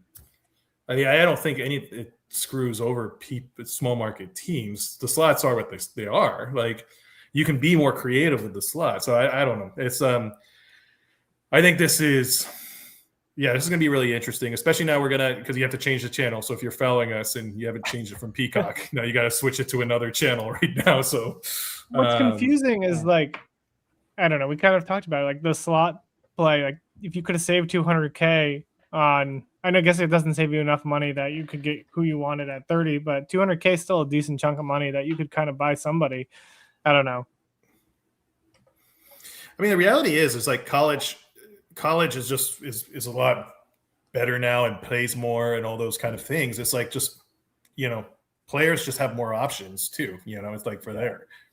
Well, and I think one of the other reasons why I was so baffled and why I think you take a Burris, you take whatever, like if the owners get their way with the way that the draft is going to go and the way minor league baseball is potentially going to go, where they are trying to dump all of the low minors development on college. And again, just reading the tea leaves, like they were trying to get rid of low A and high A. It puts more emphasis on taking college guys that are in double A that you can just dump them in the major leagues within a year. If Zion Rose isn't good or he doesn't hit, I mean, you're putting yourself well behind the 8 ball in that situation. And if you're trying to buy someone down the board and it's like a high ceiling prep guy, okay, great. But what if he flops? Then what's going to happen to him as we go forward? Like, and that's maybe a little bit of doomsday scenario. That's more doomsday scenario, but these are the kind of things we got to play out right now, considering how the significant of a left turn that this took, considering the way that they decided to go. Yeah. What do you, okay. My question is, what are your feelings if Mason Edwards is the pick at 30? No. I mean, if that's the draft, no. I mean, if that was that, I'd probably give it like a C, to be honest. Yeah, like, I would be. I'd give it like it's whelmed with me being nice about it. Yeah, I don't think you save money to get a guy like Mason Edwards. I mean, I'm sorry, like we don't know if Mason Edwards has a major league caliber fastball. That's not something that the Royals have really done a good job developing. Is developing guys' fastballs. They do a good job developing breaking stuff, secondary offerings. They don't do a good job of developing fastballs, and that's the biggest question with Edwards. So you're right. So if they draft Edwards and saying like, "Hey, we're saving money to get Edwards," to me that's a C. That's a C draft, and that's putting it nicely. Yeah, like the curveball and changeup are fantastic, but to your point, Kev, the fastball is not great, and the control is average. Like I mean, I saw him in Maryland, pitch against Maryland when he was at USC this past season, and the walks were crazy. But again, it was a very, very rainy day, so I have to give him like some there. Everybody was walking the entire barn basically, but it's just like I like Mason Edwards. I would like him at pick 30 if we took Drew Burris. Yeah, or Eric Booth. Yeah. That's the thing, right? I think it's one thing if you kind of like combine like high upside with somebody maybe it's a little bit more safe in Zion Rose, but if you're doing like safe or whatever, like to me it's like what are we doing? Like especially when you have a pick like number 6, it's one thing if you have like pick 15 and you're doing that. It's another thing it would be one thing as well if your team was terrible and you were guaranteed just based on the order of which your record falls to have a top 3 pick next year. Yeah. You do not have that guarantee. And when you lost 106 games, you did not get a top 3 pick. Yeah. Yeah. 2 preps off the board now. Trevor Condon and Jared Grindlinger. Angels, Cardinals. I thought Condon would fall a little bit further than that. So maybe the Cardinals are underslotting there as well. Yeah. So, yeah. That's interesting. Because I saw what Hakopian went to the Nationals. Yeah. Yes. That guy will be in the big leagues next year. Yeah. Yeah. I just saw your tweet, Joel, saying the Royals have Lombard, Booth, Burris on the board for them. And I also had I tweeted just love it after Joe Doyle had the Eric Booth, and then someone commented like, "Wait, what did you tweet?" It got deleted. I was like, "Oh God." Yeah. I mean, that's a pretty big. I mean, Joe's pretty dependable on that. So yeah, you're right. Yeah, that must have been like a crazy last minute switch. Yeah. Yeah. Hakopian kind of makes sense for the Nationals because he's from this area. The Angels and the Angels taking Grandlinger is interesting considering he's kind of a 2-way guy. Yeah. Yeah. So that also is that's a zag from what they've done for the last half decade of taking these super, super high floor college dudes that they can just send to the majors immediately. Yes. Yeah, the Angels have definitely liked their guys that move quickly. Sean Noel, Johnson, who I don't even think played in the minor leagues, Christian Moore, done that a lot in the last few years. Neto, was another guy. I mean, Neto, yeah, that was the guy I was missing. Yeah, it was the best from that 22 draft. So, which that's honestly I think the only guy that I look at from that 22 class that went after Cross that I'm like, I don't know. Yeah, I would have liked that one instead of Gavin Cross, but really there's no other one that there are guys that I liked at the time that haven't necessarily panned out, but he's the only one they're like, oh, that would have been nice to have. Yeah. Marlins just took Lombard. Okay. So Florida guy staying in Florida. Okay. God. Yeah. Marlins, God, they piss me off sometimes. I mean, they do smart stuff, and again, this isn't really them being smart. It's just like, okay, the board, everybody's just taking. Wait, this guy's here at 14? Are you kidding me? Yeah. They're like, well, okay. So comment here: should we start seriously talking candidates that could be there at 30? I mean, who the hell knows at this point? But it's so hard to tell. I'm just kind of looking through. Strasnyder, TCU. Yeah, Sawyer Strasnyder's good. If you're looking at an outfield bat, I think you should still look at Mason Edwards. I hate to say it. I think he's a name that's going to have to be paid attention to. Redeman. Yeah, I mean, I think Liam Peterson out of Florida. Liam Peterson. Carson Volleman, I think, is the big one. Potentially Fluky if for some reason he ends up there. Which if they get Fluky, it's probably a B to me. Yeah. You obviously have the injury concern, but he came into this draft as the top pitching prospect and like a potential top 3 type pick. So it would be, a bit of a value play there. And Justin a guy LeBron? Ooh, that kid's tooled up. Yeah. That would be interesting. Like if they got a LeBron, I mean, he looked awful in the SEC this year. That would be one. Yeah, if they got him, that's a bit of a buy low and probably wouldn't cost you much more over slot. I don't think. Yeah, I don't think so either. I mean, it's going to be really interesting just because I feel there's still like a lot of guys that are pretty premium, and we're only at pick 13 right now, or pick 14, or pick 15. Yeah. So So a lot could still happen. I mean, I know it's like we still got guys like Rojas on the board and stuff like that, and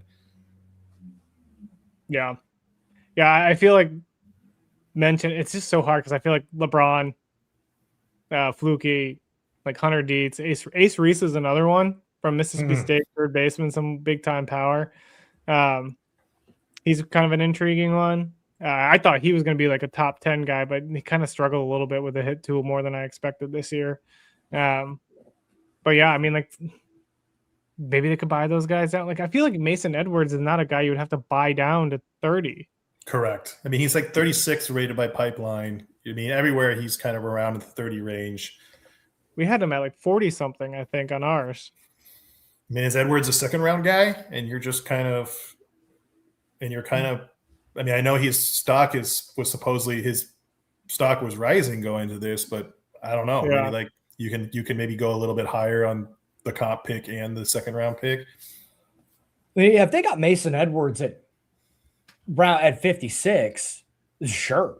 Yeah. But I mean, there's some interesting prep guys that are still available that could be around that range. Cole Prosek, Bo Lawrence. I don't know if those guys are going to fall, but they can definitely afford it because the Royals, they're going to save a ton of money to play with. Yeah, seriously. Yeah. So, well, I guess we don't know Zion's bonus, but I would have really wanted to say Bamula, but he's getting clipped, isn't he? Yeah, he is. Surgery. So he's probably going to end up at Texas. I was just looking to see if there's any Zion Rose updates, but Yeah, that's kind of what I'm looking for too.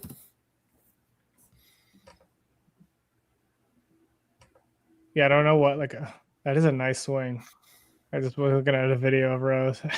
And again, the player's fine. I mean, again, like the player is good. I have no issue with the player. It's just taking him at 6 and overthinking the room. Mm-hmm. Yeah. Watch Zion Rose be better than Drew Burress. Yeah, and I hope he is. We are saying all of this, and the people may be mad at the process. If he ends up being awesome, JJ and Brian Bridges look like geniuses because they saw something no one else did, and that is the hope. But we also had that happen with Frank Mazzucato, and he's a disaster. So that is not great. Yeah, I mean, like Zion Rose, incredible human being too. We had him on the draft podcast in the preseason. It's just like really humble dude, really big team player. I mean, Drew Burress, it's the same though. He's also an 80 grade human. So like you're looking at two guys like that are like outside of the tool set on the field, like are just awesome people. So I think like fans are going to love Zion Rose, and I think Zion Rose is going to be an impactful player, hopefully at the big league level for them. But yeah. I heard a lot of the great stuff about Gavin Cross as a person too in 2022. So listen, you want to get those types of dudes in your organization. I'd like to know if they can hit a fastball. Yeah. Yeah, I mean, I think this kind of makes me think about 2020 when the Royals drafted Lofton, and I remember more saying we really liked Lofton at the first round pick, but then Lacey fell to us, and they said and this definitely feels a little bit like that, of a situation where we really liked Rose, and to hell with it, we're going to go with our guy based on that, and you got to respect that. I mean, and again, it's a good pick. This is not like a guy that's a project. But it's good. He's going to be an interesting and high A outfield next year. That's for sure. It's going to when he comes in. It's going to be because you got guys they should just drop him right in high A. Yeah. Oh, I think they will. Yeah. I mean, last thing I'll read off before I have to hop off here, but Jake Bargery from Prospects Live said Rose has been a late riser, and the Royals are getting a guy with not many holes to his game whatsoever. Okay. I mean, like I said, again, we all liked him, right? I mean, all of us thought, oh man, Bro's at 30. We all wanted him to be a Royal. So I mean, it's in some ways like, hey, he's a Royal. And you need guys yeah. I don't know. I I have my skepticism with the way that this was handled. Oh, I agree. Yeah, but it looks bad. It looks bad when a pretty reputable source, right? And Joe Doyle. This isn't just like me like going out there and saying this is, I mean, it's, this is a reputable guy saying, hey, like we got Eric Booth. And then all of a sudden, right, then it's like he goes, hold up, we got to change. That's what I think concerns us the most, right? If we didn't know that Eric Booth was on the board, I think we'd feel a lot. I mean, we'd still be kind of surprised, but I think it just hits because we just all thought Booth was going to be the pick. Yeah. Yeah.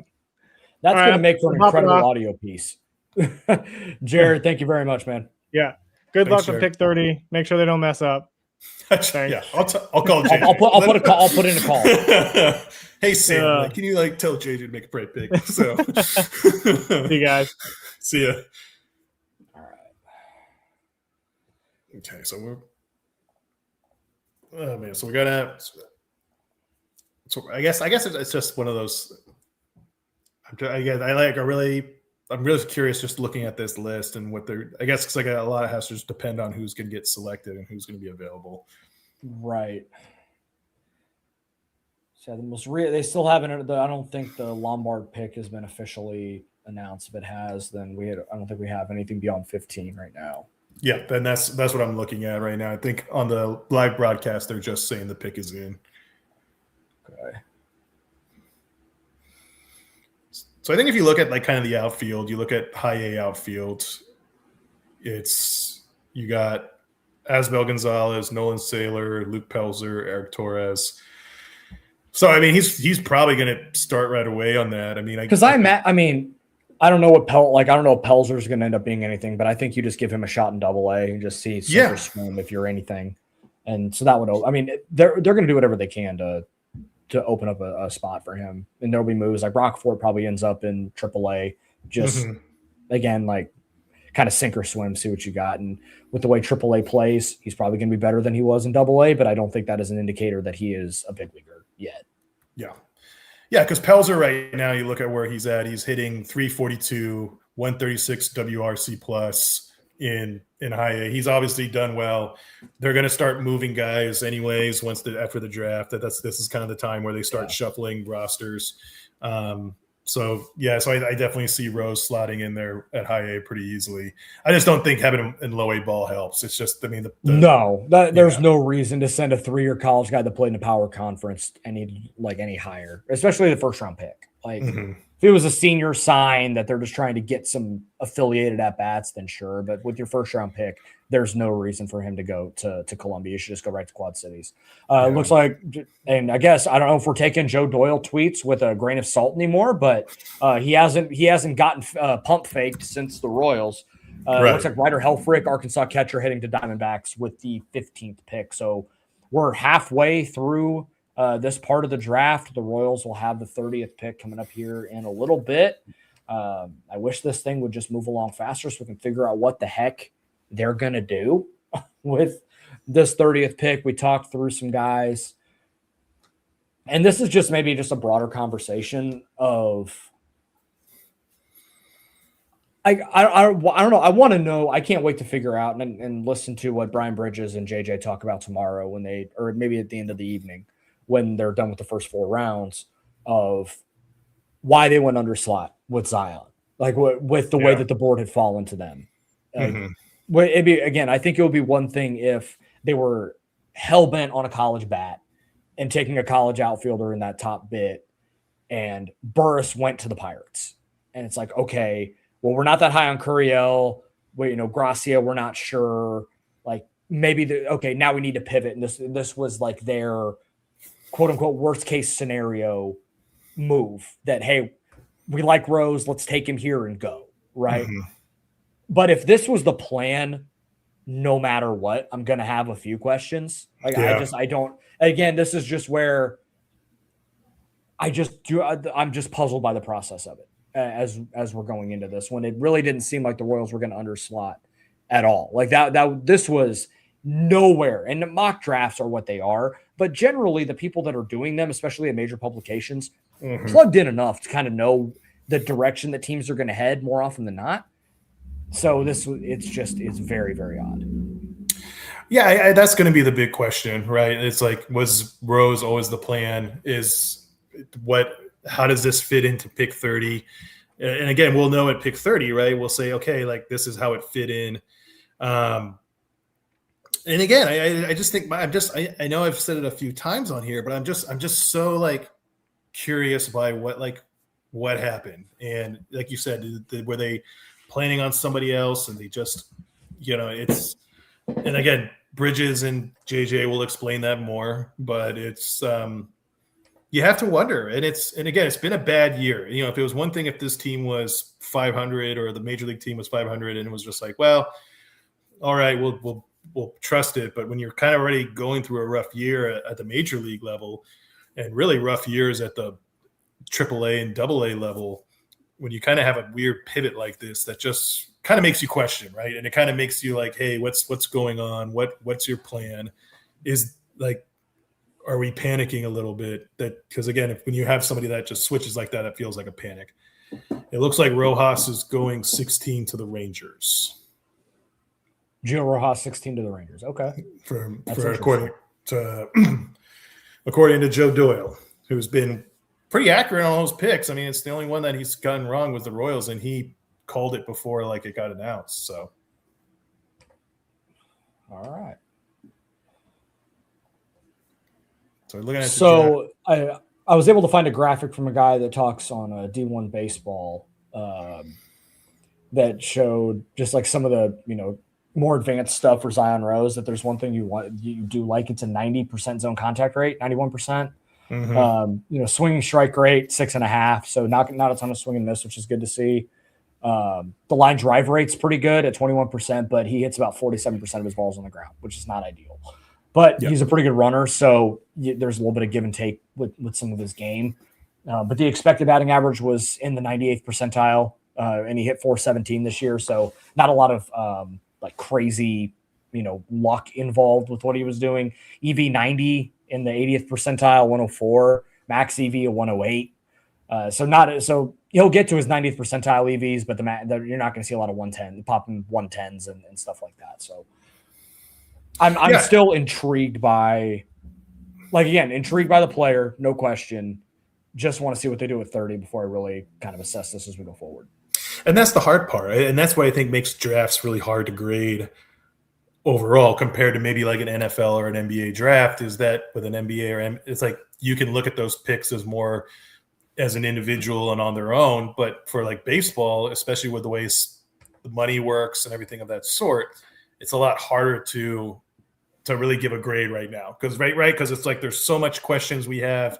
This pick is so out of left field from what every mock was putting out there. And again, a lot just depends on what we see at 30. And we might be feeling a lot differently depending on who falls at 30. And right now we're still 15 picks away from a 30th pick. Yeah. You got still a lot to play with here. Yeah. So Rojas would be off the board. So that would leave LeBron, Fluky, Dietz, Reese are kind of like your big college, Liam Peterson, kind of your big college guys. And then your prep guys would be Lawrence, Bowleman, Prosek. I mean, Redeman is still in there. I mean, I know Redeman, it doesn't feel sexy that they would get Redeman, but Redeman is a very good pitcher. And maybe the Royals are kind of would say, hey, we're going to get guys who were injured who probably would have been top 15 picks if had not that happened. I'm still stunned. I don't know about you. I'm still sitting here like I can't believe that that's the way that this went. And I said before that, maybe I jinxed this. Maybe I'm the one that put it out in the universe when I said, like, I hope the stunner doesn't happen with Kansas City, and sure enough, it did. Maybe if I didn't say anything, maybe they would have taken Drew Burress, and this was all different. So sorry, maybe I need hand up accountability here. Well, I mean, to be honest, right? We thought Curiel was the bomb. We thought after we got Curiel, we were like, oh, that's it. Right. That's the change, and that's gonna really lay it out for the Royals. And then it was like, okay, Ben Cherington, we're gonna one up you on that and go with Zion Rose. JJ and Brian Bridges told Ben Cherington, hold my beer. Yeah, that's exactly what kind of happened, and said, here you go. Not seeing anything on after Rojas here. And Rojas is good. That's a good pick for Texas. That makes a lot of sense. Houston at 17. Yeah.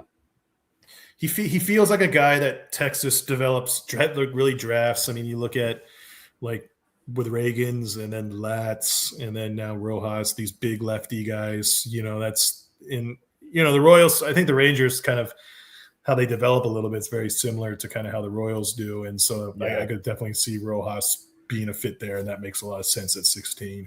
And that's where I think we all thought he would go. I think if the Royals were more what we thought they would be in the draft, like pre-lottery, I think we kind of thought, hey, that would be kind of the case. Right. Oh, man, but yeah, I agree. I mean, I'm stunned. I think it's just really wow to just what we're going to see. So, but I'm just waiting on those Joe Doyle updates. Yeah, I got the noties on, so I'm same here. See what we got next. Houston is up next with the 17th pick. Still on the board. Let me go to the draft board here to see who's best available here. Justin LeBron from Alabama, still on the board. Cam Fluky, Hunter Dietz, lefty from Arkansas. Ace Reese, third baseman from Mississippi State. Liam Peterson. Bo Lawrence, a prep third baseman, is 21. Strauss Snyder, who we mentioned. Brody Bamula, who's a 6'7" lefty that throws 100. 6'9" lefty that throws 100, but he's committed to Texas. And he's about to have UCL surgery. So that is all. If that was the buy down at 30, because you're getting a 6'9" lefty that throws 100, but with the elbow surgery, much different conversation there. So Still some interesting names on the board. Curious what games, slot games that end up getting played in the teens and the 20s. You see it more in those situations because there's only so many true first-round grade guys at this point, which I think was what made taking Zion Rose so stunning. Is when you're in the top 6, like you are truly getting a first-round type player. Right. But when you get into the teens, when you get into the 20s, not as much.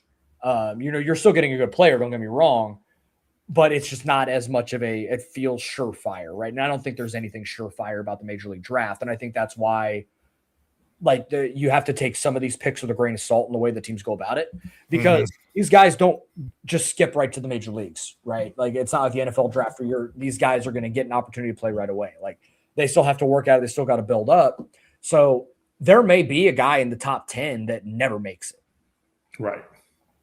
And like I said, it's going to be really interesting just to kind of see what's going to fall, because now everybody's going to have a lot of flaws here. Either guys are injured or guys had bad years. It's not like you're going to have a really like no flaw guy at number 30. No, and Bryce Erickson just said this in the chat, and I completely agree. Like any way you look at it, because of the pump fake, this pick is going to be heavily scrutinized. I don't hate the pick. Yes, I think fairly or unfairly, because they went one pick after each other, Zion Rose and Eric Booth are going to be compared for the next 5 years, right? Throughout their minor league, or at least throughout their minor league career. Because if Eric Booth ends up being awesome and Zion Rose is stuck in Double-A, we're going to look and go, what happened at the end, right? Mm-hmm. But if Zion Rose ends up being really good and Eric Booth is stuck in Double-A and can't, the hit tool just isn't carrying, and Zion Rose is at least, a 1.5 win player, in his age 24 season in Kansas City, we always go, okay, hey, maybe it may have been odd. The process may have been weird, but maybe they got it right.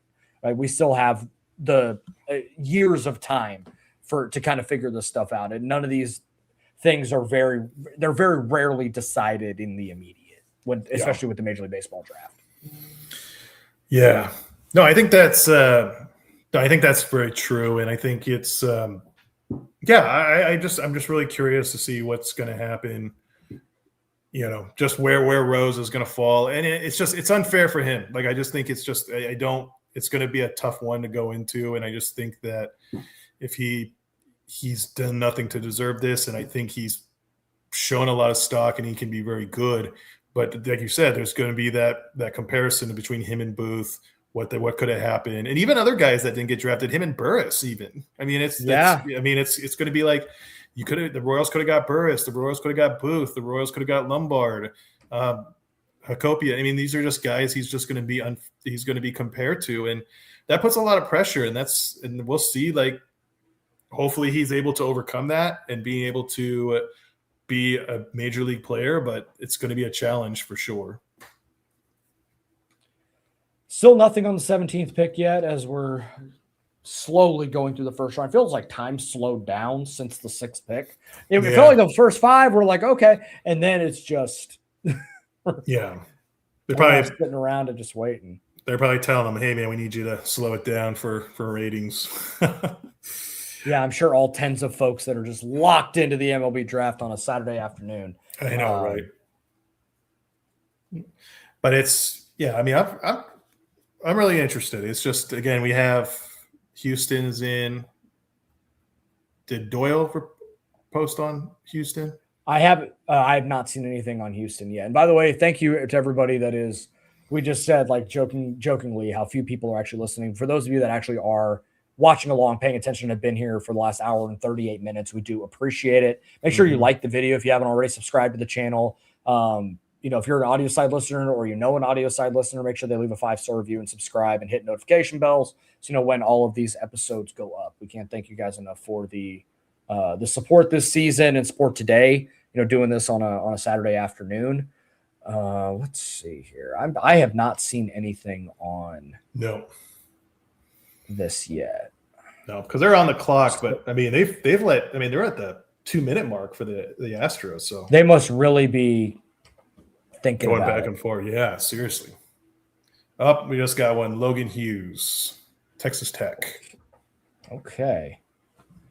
Which that one's a kind of I mean, he uses so he's number 42 on pipeline. So that's definitely that feels like an underslot pick there for sure. To take things down the board. Mm-hmm. Yeah, that's kind of that's a very underslot right there. Yeah, because that one wasn't even on my radar. No. So that may be one where I wonder if they had to pivot late.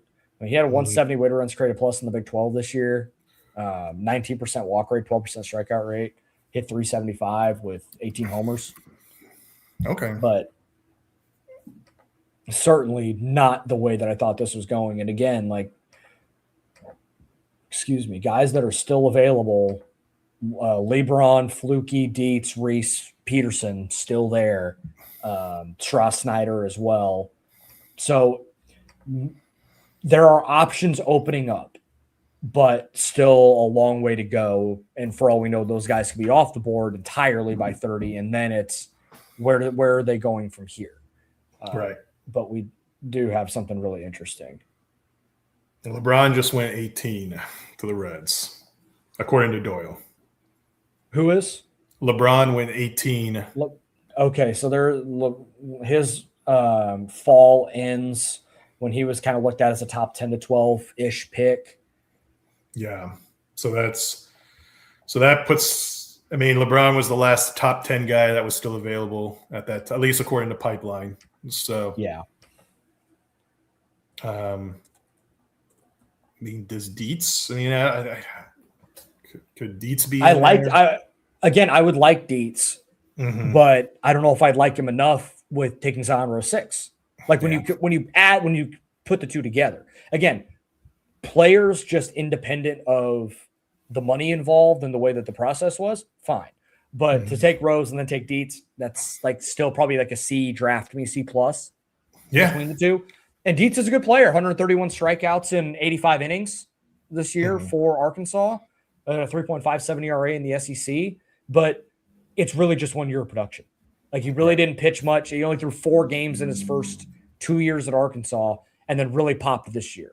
So that does concern me a little bit that it's kind of a buy high on a guy that really just had one great year of production in college. Because at least with Rose, he had 2 solid years and then was in the makings of a really good year before he got hurt. So you at least have a solid 500, 600 plate appearance sample of success at the P4 level. You only have one with Dietz.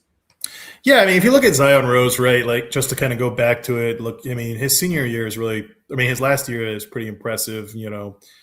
But it was just 36 games. So it was just 36 games, but it's like he had only 7 fewer stolen bases than he did in 30 more games in 2025, right? It's like he's always been he has more walks and strikeouts. I mean, those are things that, you know, people value.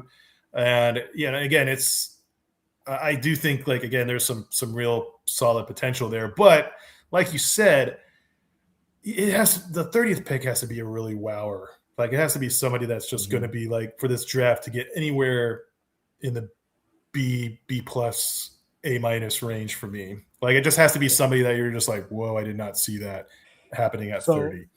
So the write-up on Pipeline for Hunter Dietz says his performance during fall practice was so spectacular that some believe Dietz was the best college lefty in the 26th draft. He works 94 to 96 with a fastball that reaches up to 98, displaying impressive backspin and carry at times and natural cut at others. That to me reads a very inconsistent fastball shape. Don't necessarily love that as much, even if like those are two things you can't necessarily teach is the natural cut and a cut ride fastball like that, which is a good thing. But I want to see him kind of hone that in a little bit. And again, there's maybe some moldable clay there with just having the 1 year mid 80s slider and an upper 80s cutter, low 80s curveball is a plus offering, but not as consistent, and barely used the mid 80s changeup. Now, when it mattered for him at the end of the year, had 14 strikeouts against KU in regionals. Obviously, they did not make it out of regionals, but he pitched well and kept his team in it. And again, 131 strikeouts and 85 innings in the SEC is nothing to shake a stick at. Like that, that's legitimate college production at the highest level of college baseball. So you at least have that going for you there with that. Yeah, I think. I mean, the strikeouts, are really good. I mean, and we talked about it. Is that I trust the Royals to have their pitching development to develop guys as secondaries than their fastball. And Dietz, correct. The Dietz has the velocity, he has those things already. That makes you feel a little better. But it's going to be is that going to be, like you said, worth justifying drafting Zion Rose at 6'4"? Yeah, I'm not sure about that yet. Now, if it's fluky, I think the conversation changes a little bit, and you just hope that he's healthy. Yes. And you may actually, even if you do overslot him a little bit at pick 30, it's not going to be much because of the injury, some injury concern. Right. Right. So that to me is kind of where it gets interesting. Yeah. It's because I know right now, I know the big part with fluky, right, is kind of also the NIL concerns that him going to South Carolina, most likely going to South Carolina with the coach. Yeah. But if he's healthy, I mean, that guy's just dominant, right? It's that's a guy that could end up in Kansas City by next year. Yeah. Honestly. He has that type of talent, and the ceiling is incredibly high. As we talked about, Flora became the first pitcher to go, but coming into the year, it was fluky. So there is some of that. Yeah. I mean, if you look at ranked pitchers, if I'm looking at pitchers that were ranked, the top three, right, are Jackson Flora, Gio Rojas, Cameron Fluky, right? So those are your top three pitchers. And really, Fluky probably would have been over Rojas if he had been healthy, maybe higher than Flora. So I feel like if it's Fluky, I'm going to be really excited. I don't know if it's going to happen, but that would make more sense of why they drafted Rose, because they felt very confident that this was going to happen at 30. Yeah. And like I said, a much better sophomore year for Fluky at Coastal Carolina than obviously this year. He threw 24 innings this year for Coastal, but in 101 innings last year, 118 strikeouts to 24 walks. And that's an incredible ratio for a college pitcher. 3.19 ERA this year, 4.13 in only 24 innings. So it was only a couple of outings. He had 3 home runs in what outing, I believe I remember, and they were all off the heater. So just didn't have that same life to it, but has been up to 98 plus offerings across the board. Obviously, very solid command, only 24 in a full season of college baseball, only 24 walks and 101 innings. Like that, you absolutely take that and run with it, and you're just trying to bet on the upside and the health. But that is a concern and something to think about. Yeah, I mean, and then I think we just saw pick 19. I believe they Guardians went with Liam Peterson from Florida. Okay. So another pitcher off the board that kind of leaves Fluky, Dietz still available. Just looking at undrafted. Yeah, so with Peterson off the board, Lawrence would still be there. Bowman still be there. Prosek would there. Redeman's still there. So really, really interesting spot. And the slot for pick 30 is it 3 point something? 3.3, I believe. 3.19. Yeah. So if you give Fluky what, 4.5? Mm-hmm. That's also assuming that Rose takes it's like $4 million and you save 3.7, right? Mm-hmm. Yeah. That would be, I would be shocked if it's any more than $4 million for Zion Rose. Yeah, it'd be really wild. Because I just don't think he has a lot of leverage. He's a top 6 pick. He's never going to be above a top 10 pick again, even if he goes back to Louisville and has a great year, right? So, and because he's going to be 22 next year at the draft. So yeah, I would say, and like I said, he was thought of as more of a 30th in that comp range. So he's going to be making double at least what he was going to make if he concerning his original draft prediction. Right. So yeah, you look at Guardians, so that gives us to 20. So Zion Rose, man. What a pivot. What a pivot. That's one way to put it. Yeah. So, yeah, I'm looking at. I have no idea how much Zion Rose is making NIL, but he's certainly getting a pay raise coming to Kansas City. Oh, yeah. I mean, it's. NIL for college baseball is super weird because a lot of it is just like it's enough money to basically give you a 4-year scholarship in a lot of cases. Like there are certain schools that like because they got rid of the 11.7 rule and you could have 35 scholarship guys be have the money for it. Right. Yeah, and I can't imagine Zion Rose is making above like he's probably making 6 figures. Getting his school paid for, but that's about max. Like it's probably enough to get his school paid for plus a little extra, but not much more than that. It can't. No, and it's he's not. Yeah, he's not an NIL. Yeah, it's Louisville's not like a high end NIL baseball program. He's not a high end NIL player. It's like I think the Royals have a lot of leverage here with the like. I don't see them having to like go too high, and it looks like we have another pick in. Yeah, Jake Schaffner, shortstop out of North Carolina. All right, so let's look at that. Schaffner was 75 on Pipeline, so again, this feels like an underslot move.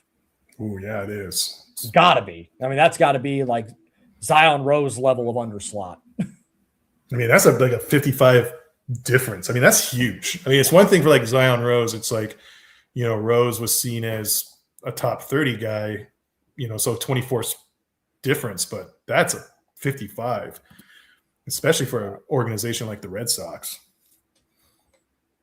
So that's going to be a real underslot. Right. Listen, guys, I'm just going to say this and just move on. I mean, if you guys think that JJ Piccolo is not very good at his job, it could be worse. He could be Craig Breslow. Breslow's, yeah. Yeah, that's not good. I'm just saying it's all relative. I'm just saying. Like, I mean, the Red Sox fired their manager, and they're even worse than they were. Still, it doesn't matter. Yeah. So, just looking at, we're looking at Peterson, kind of an interesting one for Cleveland. But he's going to be awesome because he's a Cleveland Guardians pitcher pick. Yeah, I just going to assume that that's the way that's going to go. That he is going to shove against the Royals for the next decade. Yeah. The good thing is that, unless he had kind of said this, that he kind of thought that maybe Fluky would have gone to the Guardians. Like that would have been kind of a Guardians. As that would have happened, that would have been a end the stream type of moment where I'm just like, okay. Can't have that. Yeah. I just thought about the fact that Justin LeBron is going to Ohio. So I know. LeBron did make it back to Ohio, guys.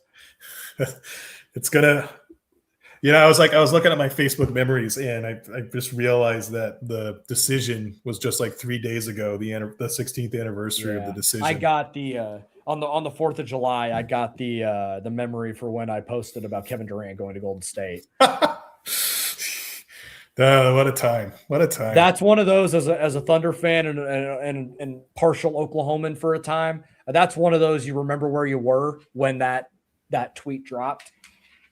And I was driving through the middle of nowhere, Colorado, with my now wife and my mother-in-law, and I just blurted out, from the back seat of the truck, like, what? And I was like, Kevin Durant, that. Oh man, I know. That was a big move. Cowardly move is what it was. Yeah, but he did win the championships. Those don't count. Yeah. That's the funny thing is everybody talks about, there's no parity in baseball, all these kind of things. I'm like, we saw like the same NBA finals for like 5 straight years.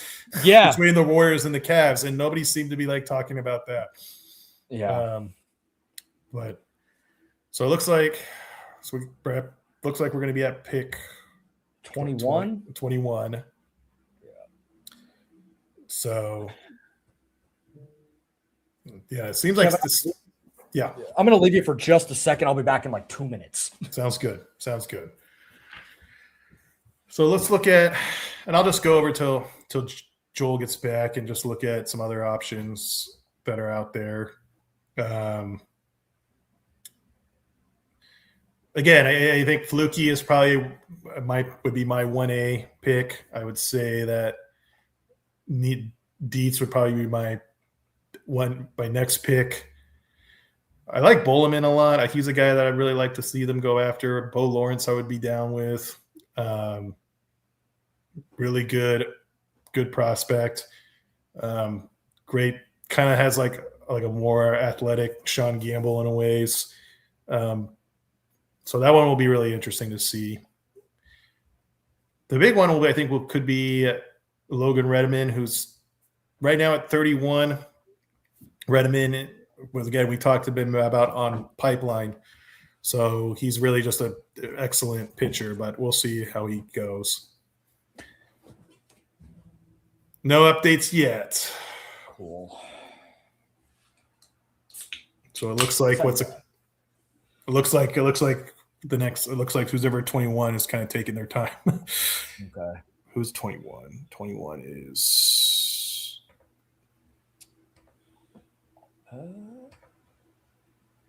Padres. So AJ Preller probably identifying whoever he's going to trade next in the next exactly. trade. This is okay. Who am I gonna trade next? Yeah. And you talk about not caring about a farm system. My God. I know. And to win nothing. Like, it would at least be justified if they had a World Series or two. Yeah, I mean, or just even get to a World Series. Yeah, Eli, this is number 2, so there's that. So yeah, they're showing Schaffner, and yeah, kind of an interesting pick. Yeah, because like you said, really 55 projected difference. I mean, like I said, the Royals. I mean, obviously 24 rank difference between the pick and the rank, but again, you look at some other ones. Logan Hughes was a really big one. Jake Schaffner was a really big one. So it looks like he was a transfer from North Dakota State. Okay. Hit 356 this year with a 127 weighted runs created plus in the ACC. Not a lot of home runs, but again, a guy that walked more than he struck out. Saw some double production increase. We got to play in the College World Series. So, obviously justified in transferring up and made the most of it, because he turned himself into a first-round pick. If he stayed at North Dakota State, probably would not have been, even with the production. No. Nope. Yeah, so that, again, he might just be one of those kind of late bloomer guys, just he's been in small school. But that'll be interesting. Well, still not seeing anything on San Diego. The Padres pick. Yeah. This feels like the fluky spot. Probably. That's definitely Fluky's definitely a guy that Padres would get just to like trade him. Just to then trade in a year, yeah. Yeah. JJ Cooper from Baseball America on the Jake Schaffner pick. First, my jaw hit the floor pick. Not Zion Rose? Okay, cool.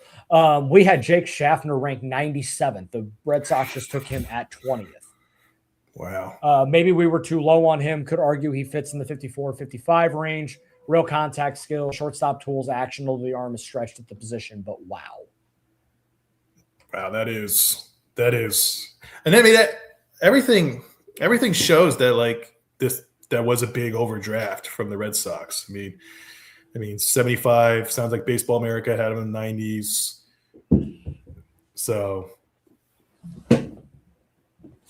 man, that's interesting. Still nothing on the 21st pick here. How much time is left? Usually still on the clock. They usually show it on the side. I've seen it. They don't. It says the pick is in. Okay. At least on TV, it says the pick is in. So maybe just Doyle's just not getting good intel from San Diego. Because some organizations are moving. Like Cincinnati moved quick. Like once they was there, that was one where they went. They sprinted to the podium for LeBron. Yeah, they had their queue ready, man. They had their draft queue ready, and it was like, oh, there we go. I mean, I think even in most pessimistic scenarios, I don't think they would have had LeBron going 18 to Cincinnati. Coleman Borthwick is at the Padres. Okay. I think that was a name that I. Yeah, I talked a little bit about him as a one at 30. So he's a big guy, 6'6", probably going to be a pitcher, but has some potential at third base. This is a really interesting pick. I don't know if I love him that high, but I would have loved him as at number 30. I mean, that frame 6'4", 245, and like prep righties are incredibly volatile. So there is obviously risk involved. When you have that frame throwing 98, I mean, it's not like you necessarily can say that any prep righty is safe, but that, like, based on just like the body type, he's already got some, the velocity there. The command is pretty good. That's a pretty intriguing arm. And I'm sure he'll be in another organization by the time he gets to AA, but that's a hell of a trade chip. Yeah, he is. And he's got some two-way potential. He was really good for Team USA. He hit well there in the under 18 World Cup. He dominated, earned tournament MVP honors. So, I mean, I think there's some upside with him. And that's why I kind of liked him at 30, because I just thought, this is a guy, if you get somebody like a Burris or something like that, Borthwick would make sense. But the Padres picked him at 21. So obviously, he wasn't going to fall anyways. Yeah, not at all. For those that may be late to the stream or hopping in as we're getting close to pick 30, the Royals took Zion Rose, outfielder out of Louisville, with the 6th overall pick. We all kind of got pump faked. We thought it was going to be Eric Booth Jr. There was reporting that it was Eric Booth Jr. And then rug gets pulled, and it's Zion Rose as a what we believe to be a significant underslot deal. That's why this 30th pick is going to be incredibly intriguing. And maybe shows a little bit of the process of why they would underslot Rose to then go and take someone at 30 and use some of the savings that they got from Rose to put into this 30th pick. There are still some guys on the board that make that worthwhile. But we shall see. Cam Fluke, who was a projected top 10-ish type arm, is still on the board right now at pick 30. Hunter Dietz, left-handed pitcher out of Arkansas, who we talked about a little bit earlier, is still there. Ace Reese, a third baseman out of Mississippi State, ranked 18 on MLB Pipeline, still on the board. Bo Lawrence, picked 21 overall, third baseman on the prep side, still available. Sawyer Strasnider, an outfielder, is still on the board.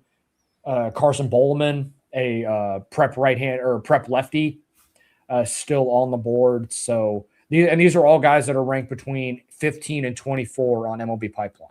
And understand that's not gospel, but that's just showing you like there are still good players and players that were highly thought of that are still available here as we move toward pick 22, which the Detroit Tigers are on the clock for right now.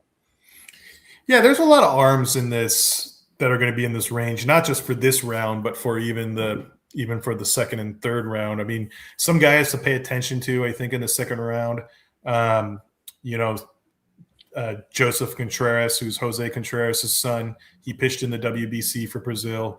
So he's a guy. Yeah, so he could be a guy that could go in the second round. Sean Duncan from Canada, lefty. He's a guy that could be really good to be paying attention to. He is hurt, but he's a guy that could fall to the second round and be a nice value pick.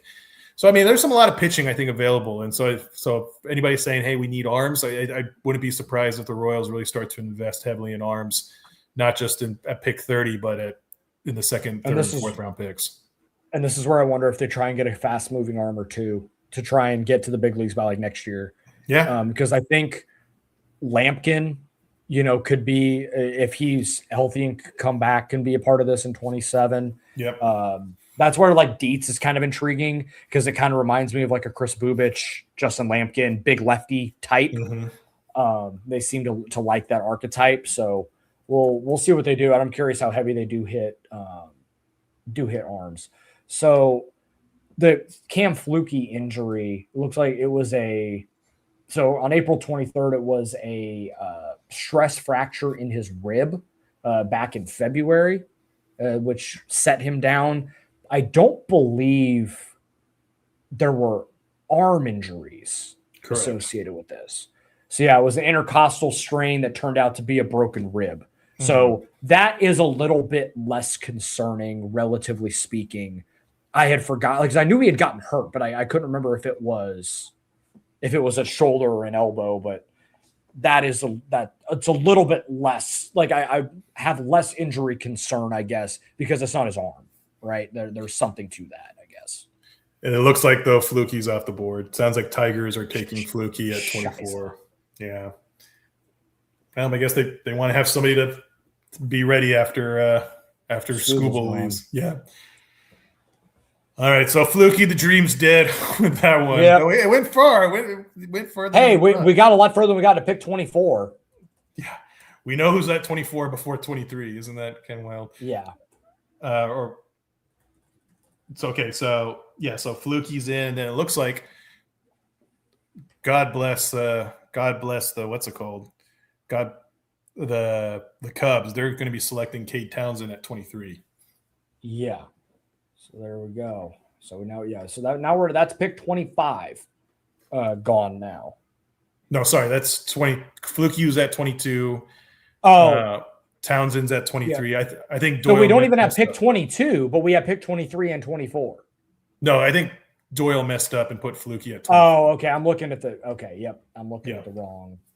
Yeah. I was trusting his man. You can't be trusting Joe Doyle tweets as gospel right now, guys. I know he's got two. So Fluky at 22. Cade Townsend, pitcher out of Ole Miss, to the Cubs. Mariners are now on the clock at pick 24. So we are getting pretty close to the Royals picking in the competitive balance round at the end of round 1 at pick 30. So yeah, so we're looking. So that's Then who they take? They took Cade Townsend. So Townsend was 35 ranked. So kind of like probably around comp pick. Townsend was ranked higher than Edwards. Yep. Yeah, he was 6'1", 185. Townsend's not a very big guy, but he throws heat, throws 94, 97. Maybe like a I feel like it's going to be Hunter Dietz. I get a feeling it might be Dietz too. That's just. I think that's what it's going to be. Yeah. Just like it feels like maybe just that performance against KU might have just like sealed it for them in their backyard. Yeah. Yeah, because I hope not Edwards. If it's Mason Edwards, I have a lot of questions. Yeah, that's my concern is. But like I said, I think Edwards could be a second round. I mean, just the way things are trending. But who knows? Yeah, I mean, so they took Zion Rose at 6. Anything is possible. Yeah, anything's possible at this point. So we have. Let me see who else. Yeah, the Mariners are taking Ace Reese, third baseman on Mississippi State at pick 24. Okay, so I have 24th, Ace Reese. The Brewers are now on the clock now at pick 25. Great. Reese was 18, so that was a pretty high. Kendall Rao, the size matter between Rose and Burris, 6'1" versus 5'8". It shouldn't.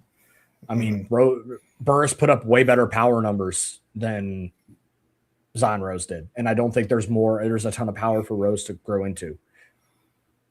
I don't know. I think that's the one. I think I'm going to look more at Rose versus Burris than I am Rose versus Booth. I think as we go forward, but I think because we got pump faked by Booth, they're going to be compared, but I think the more apt comparison is Burris versus Rose as we go forward. Yeah, I agree. I think may be unfair because Burris has a way higher ceiling, but and Burris has had more pedigree. I mean, he just did, but yeah, Yeah, I mean, I think Burris, we know has the exit velocity. We know he has the ability to pull the ball. They're very similar in terms of how they walk and strike out. Both good plate approaches. Rose obviously has the better stolen base running profile than Burris. I mean, that's kind of the big thing. But Burris is probably a better defender. Yeah. So I think that's going to be a really interesting one because that's going to be it's going to be interesting how those two fare, and especially right away because I mean Burris, he's in Sacramento, and there's a lot of factors that are going to be playing in his favor going to Sacramento in terms of hitting.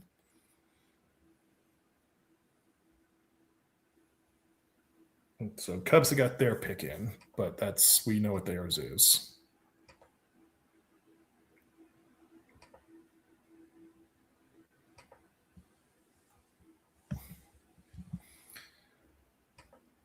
All right.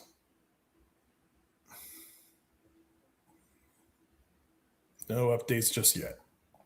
No. And so now that those guys are off the board, Dietz, Strauss Snyder, Bo Lawrence, Carson Bowman are all still available. Yeah. Yeah, I would say Logan Redmond's still there. I think Aiden Robbins from Texas, an outfielder from Texas. Yeah.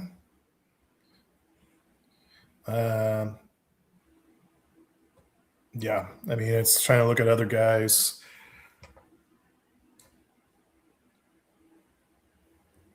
I mean, there's Cole Carlin, but I haven't really heard his name really mentioned to the Royals at all.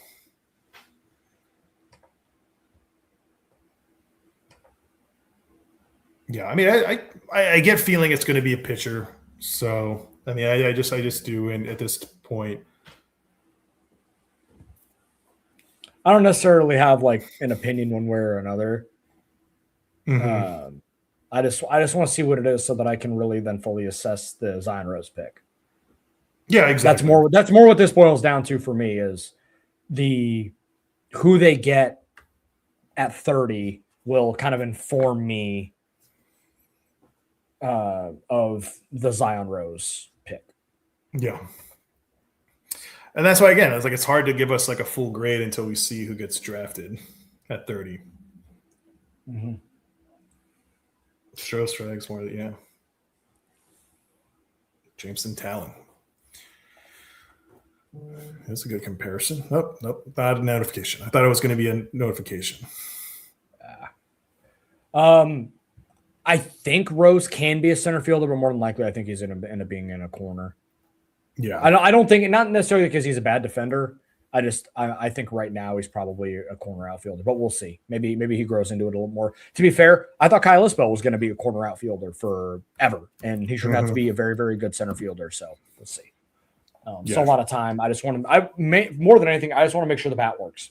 Mm-hmm. Like I don't care about much else. I just want to know the dude can hit because this team desperately needs outfielders, and they need like high-end outfielders. Because listen, like the outfield has improved this year. Like don't get it twisted, but that's also an incredibly low bar to clear. Like Lane Thomas has actually been a pretty good player for the money they're paying him. Isaac Collins, sneaky way to runs created plus over 100 now. And like I know that he's much maligned and people think he's terrible, but like he's a league average hitter. He's fine. Like for what they gave up for him, he's fine. And then Jack has obviously leveled up, and we're going to see him play the outfield more a little bit now, back in the outfield a little bit more with Vinny back from the hamate. Yeah, I know it's like Rose was a former catcher, so and so that's something to keep in mind. Still learning some outfield, that's true. Yeah, and so and when he was at Louisville, he primarily played left and right. So I doubt that he would go to be a center fielder, but we'll see. Yeah, we'll see how he responds to their coaching and seeing how he develops. Yeah, I don't see anything on pick 25 yet. I don't see anything on pick 25 to the Brewers. The Brewers yet. Yeah, I don't see. Yeah, so Brewers might be moving a little slow. I could see them taking Strauss Snyder. That feels like a Brewers type pick. Mm-hmm. That farm system is bonkers. The Brewers farm system is absolutely insane. Yeah, it's just unfair at some point. So yeah. But yeah, they have 8 top 100 guys? Mm-hmm. Yeah, so looking at Ace Reese is off the board. Yep. Just need. Yeah, so it's kind of you can kind of tell probably what teams that Doyle has a good pulse on, and maybe which ones that he doesn't. So yeah.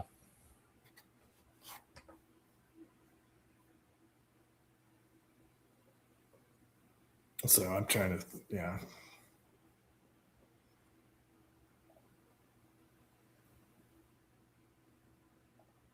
Yeah. Well, Fluky at 22. Man, Tigers. That's a tough one. Of course, it had to be. It couldn't have been anyone else. It had to be the Tigers. Yeah, Tigers or Guardians. It just had to be one of those division ones. And they got Liam Peter, and the Guardians got Liam Peterson, which means he's going to be awesome. Yeah. Yeah. Gosh. Oh, something. So. Yeah, Milwaukee, man, just moving slow. Which is the most Milwaukee thing ever. Milwaukee always moves slow stuff. Yeah. Hey, appreciate the support. Yeah. I went full surrender Cobra because I was just now obviously we're all learning this in real time. So that was a unfiltered, completely shocked reaction because we had just started talking about Eric Booth. We were like, oh, hey, this is the guy, and we're talking about him and what he means and where he could be. And then the Joe Doyle tweet said, hold on. And I was like, oh no, what's going on here? There was like 1% of my brain that went burst. And then immediately I see Zion Rose, and it was just stunning. Yeah. Yeah, there was I think that's just what the thing was, right? It's just that just Rose coming out of nowhere was just kind of like the more shocking thing. Not necessarily him itself, but just them going with him at 6.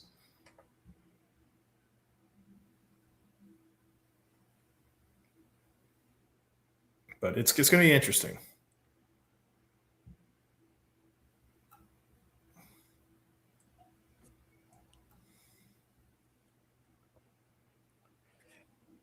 So I think the hope was like a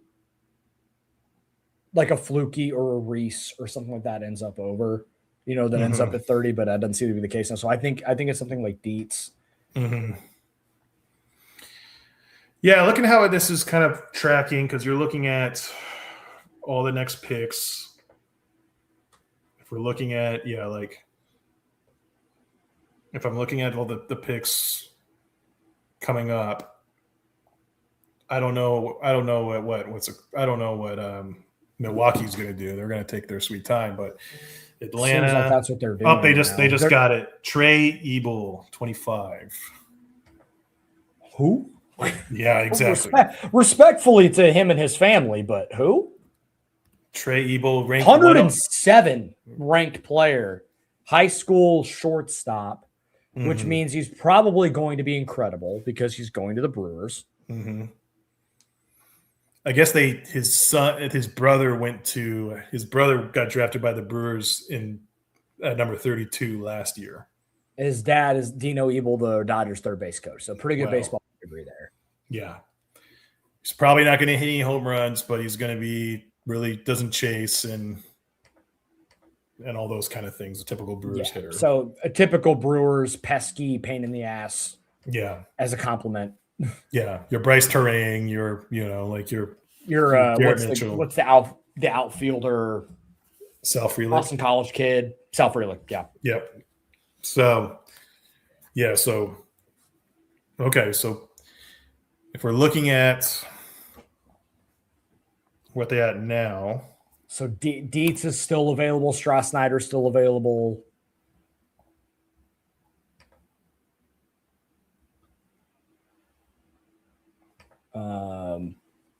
Bowman, if they decide to go the prep lefty. Mm-hmm.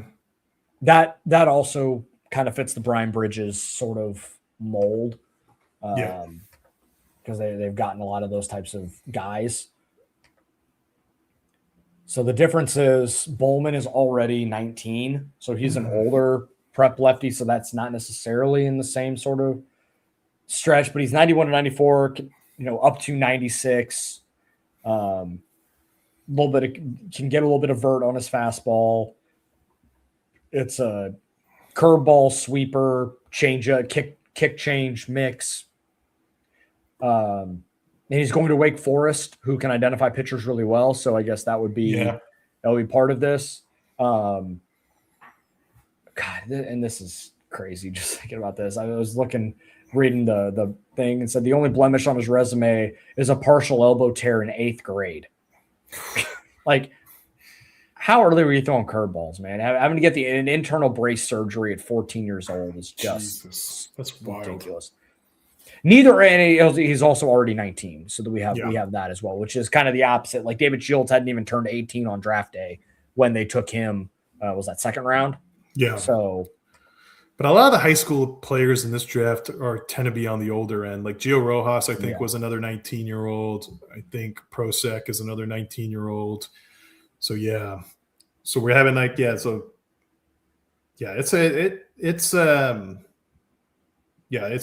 it's just that's going to be the trend with a lot of these guys compared to like Shields, who was a younger 17.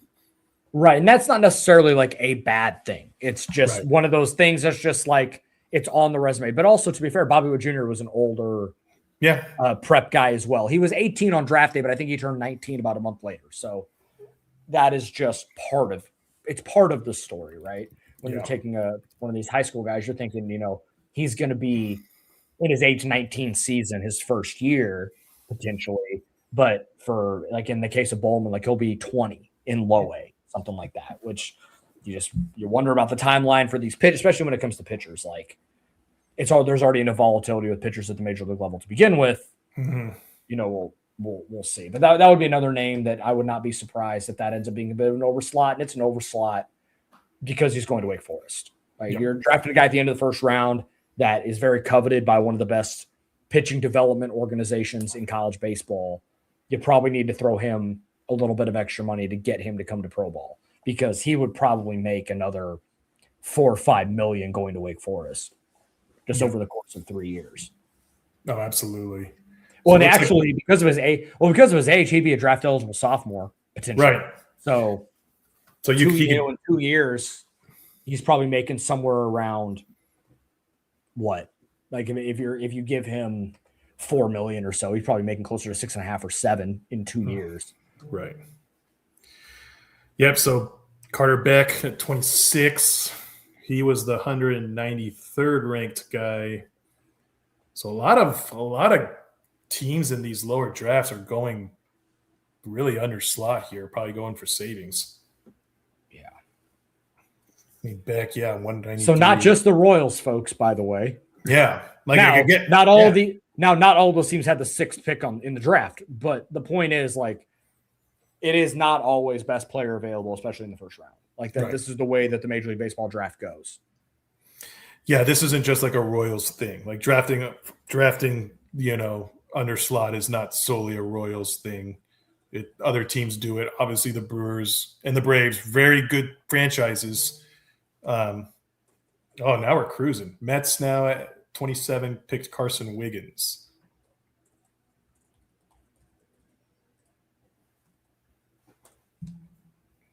You're nuts. There's absolutely zero chance they're doing that. Well, they just did. Okay, so I don't know what you're telling me that they're not doing it.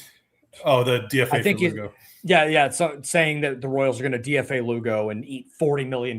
Yes, that's something that Kansas City would do. Yeah. I think we're just going to move on and pretend that wasn't said. Let's see. So who did you say that got taken by? What pick was that? I missed 27. 27 is what's it called? Was the Mets, and they selected Carson Wiggins. Okay, interesting. Oh, now 28 is in. Jeez. Free Play Pod Bamula has not gone yet, but the indication is he's probably not going to get drafted because he had the elbow surgery. So that, teams are not going to take him early. I imagine a team throws him a flyer like in the 15th round and tries to shell him some money with some savings. But with the elbow surgery, I think he ends up on campus at Texas. And then we're talking about him as a first round pick in 3 years, would be my guess. Yeah. And then 28 was Jack Radel. So we're almost there. Duncan, yes. It sounds like Sean Duncan has surgery as well. Yeah. But yeah, so Radel's a little bit less of he's at 44, so he makes a little bit more sense in the Astros slot, right-handed pitcher. South Dakota. Oh, wow. Okay. Yeah, this is kind of getting weird. The end of this. So we're 2 picks away roughly.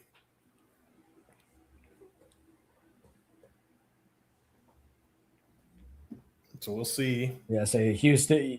Houston takes Jack Radel from Notre Dame.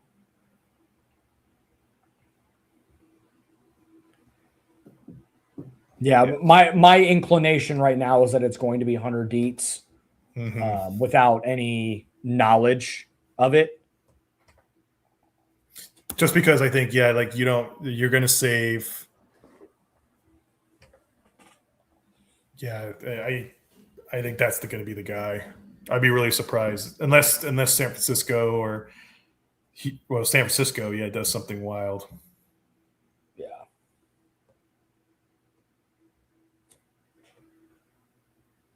So that's going to be an interesting one, because we got another notification. I think we do. I don't think Dietz got floated down the board this far. I think that once Fluky went off, I was like, okay, this is probably where they end up going. And he may get a little bit of a bump, but I don't think it'll be much. And then I just wonder, okay, then what do they do in rounds 2 through 4, which are also today? Yeah. That may be where, like the Mason Edwards, maybe they throw him a little bit of extra money in round 2, something like that, and just they kind of spread it around instead of kind of diving it in all on one player, which was kind of what the thought was that, okay, if you're going to take Zion Rose and it's going to be, instead of a 7.7, it's going to be a slot of 4 million. Didn't they say they did. Yeah. Let me see. I can get you an exact number on this, by the way. Let me figure that out if you give me just a second. Yeah, but Cameron Miller, that was kind of the strategy they took with Cameron Millar, hey, we're going to throw a lot of draft money or slot money while having that savings in the earlier rounds. Yes. So right now you're at 29 with the Giants because we know picks in. God bless Houston and what's it called? God bless Houston and New York for moving quick. Yeah. It's like that friend in the fantasy draft that goes quick and they have their queue. Unlike the ones so the way it ended up going was Gamble got a little bit over slot, Hammond got a little bit less. Lombardi took about 200,000 less, and then Millar got 1.4 million for 788,000 slot. Now, the way that they got a lot of that was Noah Saylor's taking a massive cut. Tyreek Kemp took a pretty big cut, so they took some senior signs to get Millar, which maybe we'll see how that ends up happening. As we go forward, or what they end up doing. Maybe they go in the inverse this year with Rose taking a whole bunch. Yeah. And like I said, we haven't heard anything on Rose just yet in terms of what his reported amount is. We are just right now kind of running with the assumption that if you're going to take Zion Rose 6th overall, he's not getting $7.7 million. Yeah. Yeah. I think that's going to be fair. I think anybody who says that we are, I will be floored if it's north of 5 million. I think anything more than that, like at 5 or more, would be, I think, shocking. Agreed. Come on, San Francisco. Let's get that pick in, man. So yes, free play pod quality up under slotting helps you get quality, helps you get depth to the upper minors. That is true. But does it get you the upside? And that's what this organization does not have right now in AA or higher. Yeah. They have upside in low A. They have upside in high A. They don't really have that in AA or AAA right now. Yeah. AA is definitely the one that's struggling the most. I mean, AAA, it is what it is. You got guys. I mean, AAA is a joke anyways. It's 40-man holdovers and guys hanging on for dear life to their careers. That's all AAA is. So from a prospect perspective, exactly, there's just not a lot in AA that gives you a bunch of hope right now. Yeah. Like no one in that rotation looks like they're a big leaguer. No one in the bullpen looks like they're a difference maker. I thought maybe Dennis Colleran could, but he's walking more than he's striking out. Like he just looks like a guy that's just not going to make it. Carson Roccaforte looks like he might be like a good 4th or 5th outfielder. Yeah. But he strikes out so much. I can't justify that as it makes Kyle Isbell look like a hell of a player compared to Roccaforte because Roccaforte's striking out 35% in AA. What's he going to do at the big league level? Yeah. So it looks like Giants pick is in. So they got Carson Boleman. They took Boleman. Son of a God, dog it, man. Yeah. So now it's the 30th. So I guess we're kind of okay. So the Royals are now on the clock at pick 30. What's up, you guys? This is Royals Pipeline. I'm Joel Penfield, not Jared Perkins. Jared had to bounce out. Kevin O'Brien joining me. The Royals took Zion Rose with the 6th overall pick. Seems like that was a move for some savings for future picks in this draft. Just moving the money around, not cheaping out on $3 million to then separate it out. Like they end up spending all of the bonus pool money. They just move it around to different players. And so that's what they could potentially do with this 30th overall pick. Still on the board, Hunter Dietz, 17th overall player on MLB Pipeline. He's a guy that Kevin and I have targeted for potentially this pick. I don't believe it would necessarily be a huge overslot value, but a potentially that type of player. Bo Lawrence, a prep third baseman out of South Carolina. Sawyer Strasnider, left-handed hitting outfielder out of TCU. Those are the top 3 guys still available here at pick 30. Kevin, to me, it feels like it's going to be Dietz. I know we've laid that out over the last hour or so. Where are you at with this? Are you kind of in an alignment here now that the pick is in place? Yeah, I think I am. I mean, at least I hope so. I mean, I think Boleman would have been a nice pickup, but getting sniped at 29 is kind of a tough one. So I think that probably leaves Dietz as their most high upside option. Picks in. I'm sorry, I got it. The Kansas City Royals are taking Ole Miss righty Taylor Rabe at pick 30.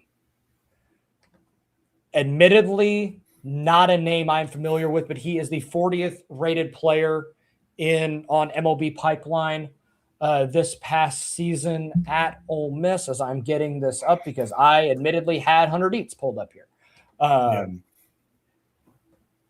21-year-old. He'll be in his age 22 season next year. A 3.55 ERA at Ole Miss this year. 105 strikeouts to 15 walks in 76 innings. As I get the scouting report pulled back up, Pipeline has it as a plus fastball, a plus slider, a plus cutter, and plus control is 60 grade and obviously 15 walks and 70 something innings for a college pitcher is pretty crazy. 6'5", 200. Fastball averaging around 96, topped out at 100, both an upper 80s cutter and a mid 80s slider, and an upper 80s changeup with some depth, but hasn't really thrown it a ton. This is pretty intriguing. Just looking at it, I have not watched much tape of him. This was not a name that I had thought would be there. I don't think this necessarily screams over at over the $3.19 million slot. But just looking at they got some tape here on the broadcast. Pretty deceptive delivery. Kind of a short arm, high 3/4, a little bit of carry to the fastball. this is interesting. What are some of your thoughts with this being the pick after we had kind of pegged it as it being Hunter Dietz coming into this? Yeah, I'm more intrigued by it. I mean, it was kind of a name that I kind of was caught off guard by, but kind of looking at the film of him and looking at his stats. I mean, the K to walk ratios are amazing. 7 K to walk ratio. That's pretty impressive in the SEC. The strikeout numbers are great. I think Free Play Pod has said sounds like a budget Flora. And in some ways, it kind of feels that way.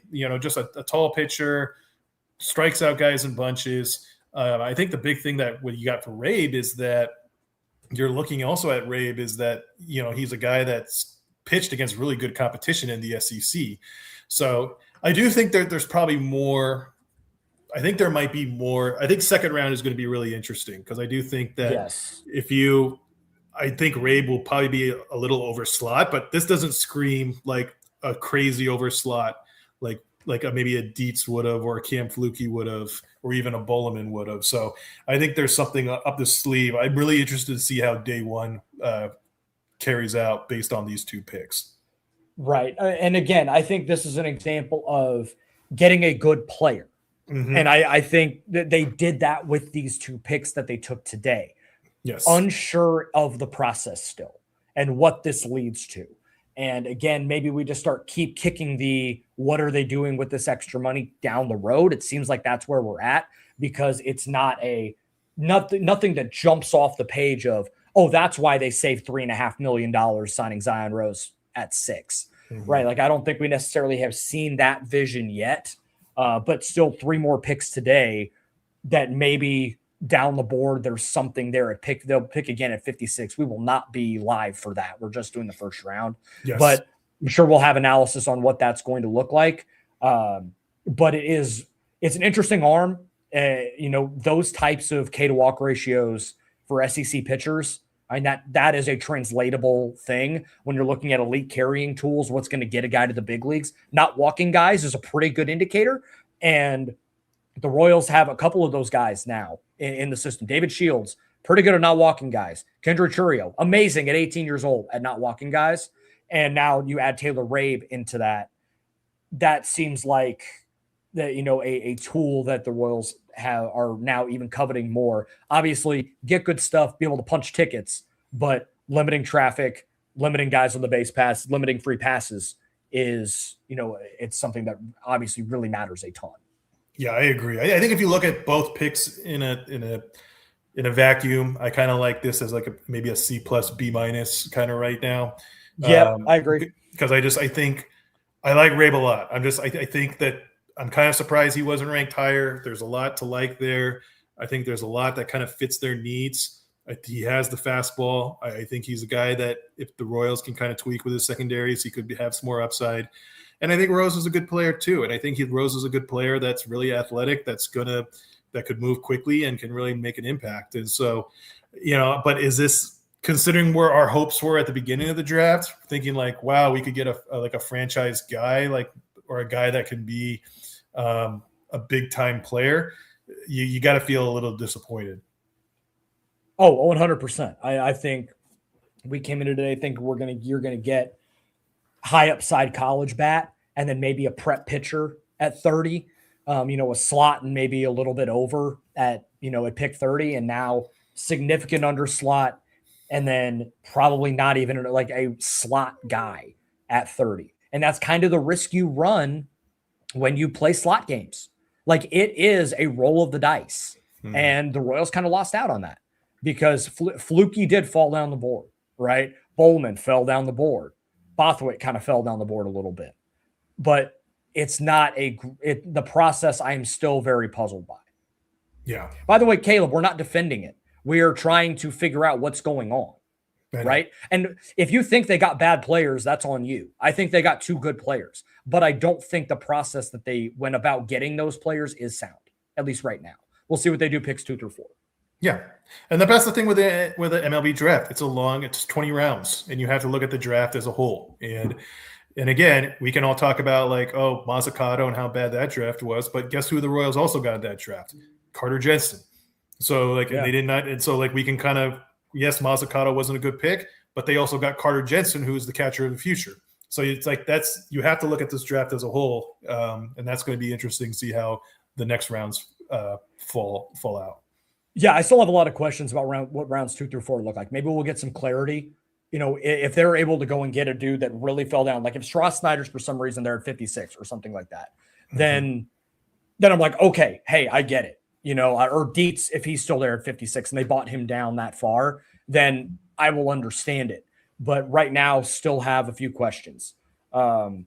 This is probably just going to be a quicker episode of the audio side because this was not where I thought we were going to go with this. But I want you to grade Rabe the player and then pair the grade with the process of Rabe plus Rose.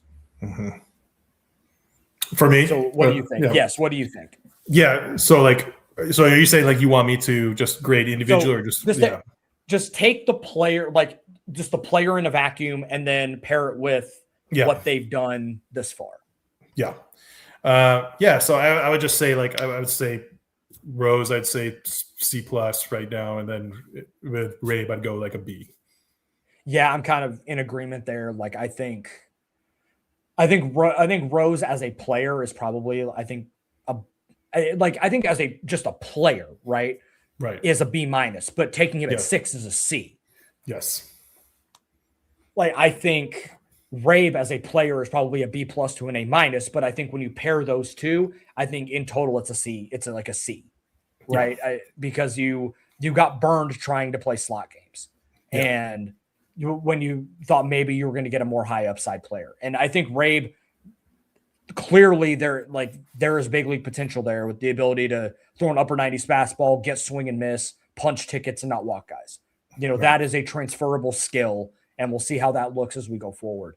But still two more picks today in round 2, round 3, round 4. And we'll see where some of the savings of Zion Rose goes. And that will tell us a little more and give us a little more direction as to where the Royals are heading. That is going to wrap up our draft coverage for today. 2 hour and 41 minute stream. I had a ton of fun doing this. It was shocking. It was stunning. It was crazy. Glad that you guys liked this and appreciated this. And I hope our candor to what happened. Hope you guys probably, I'm sure you guys were in a similar situation, but the Royals draft Zion Rose, outfielder out of Louisville, 6th overall, and then take right-handed pitcher Taylor Rabe out of Ole Miss with the 30th overall pick with a couple more to go.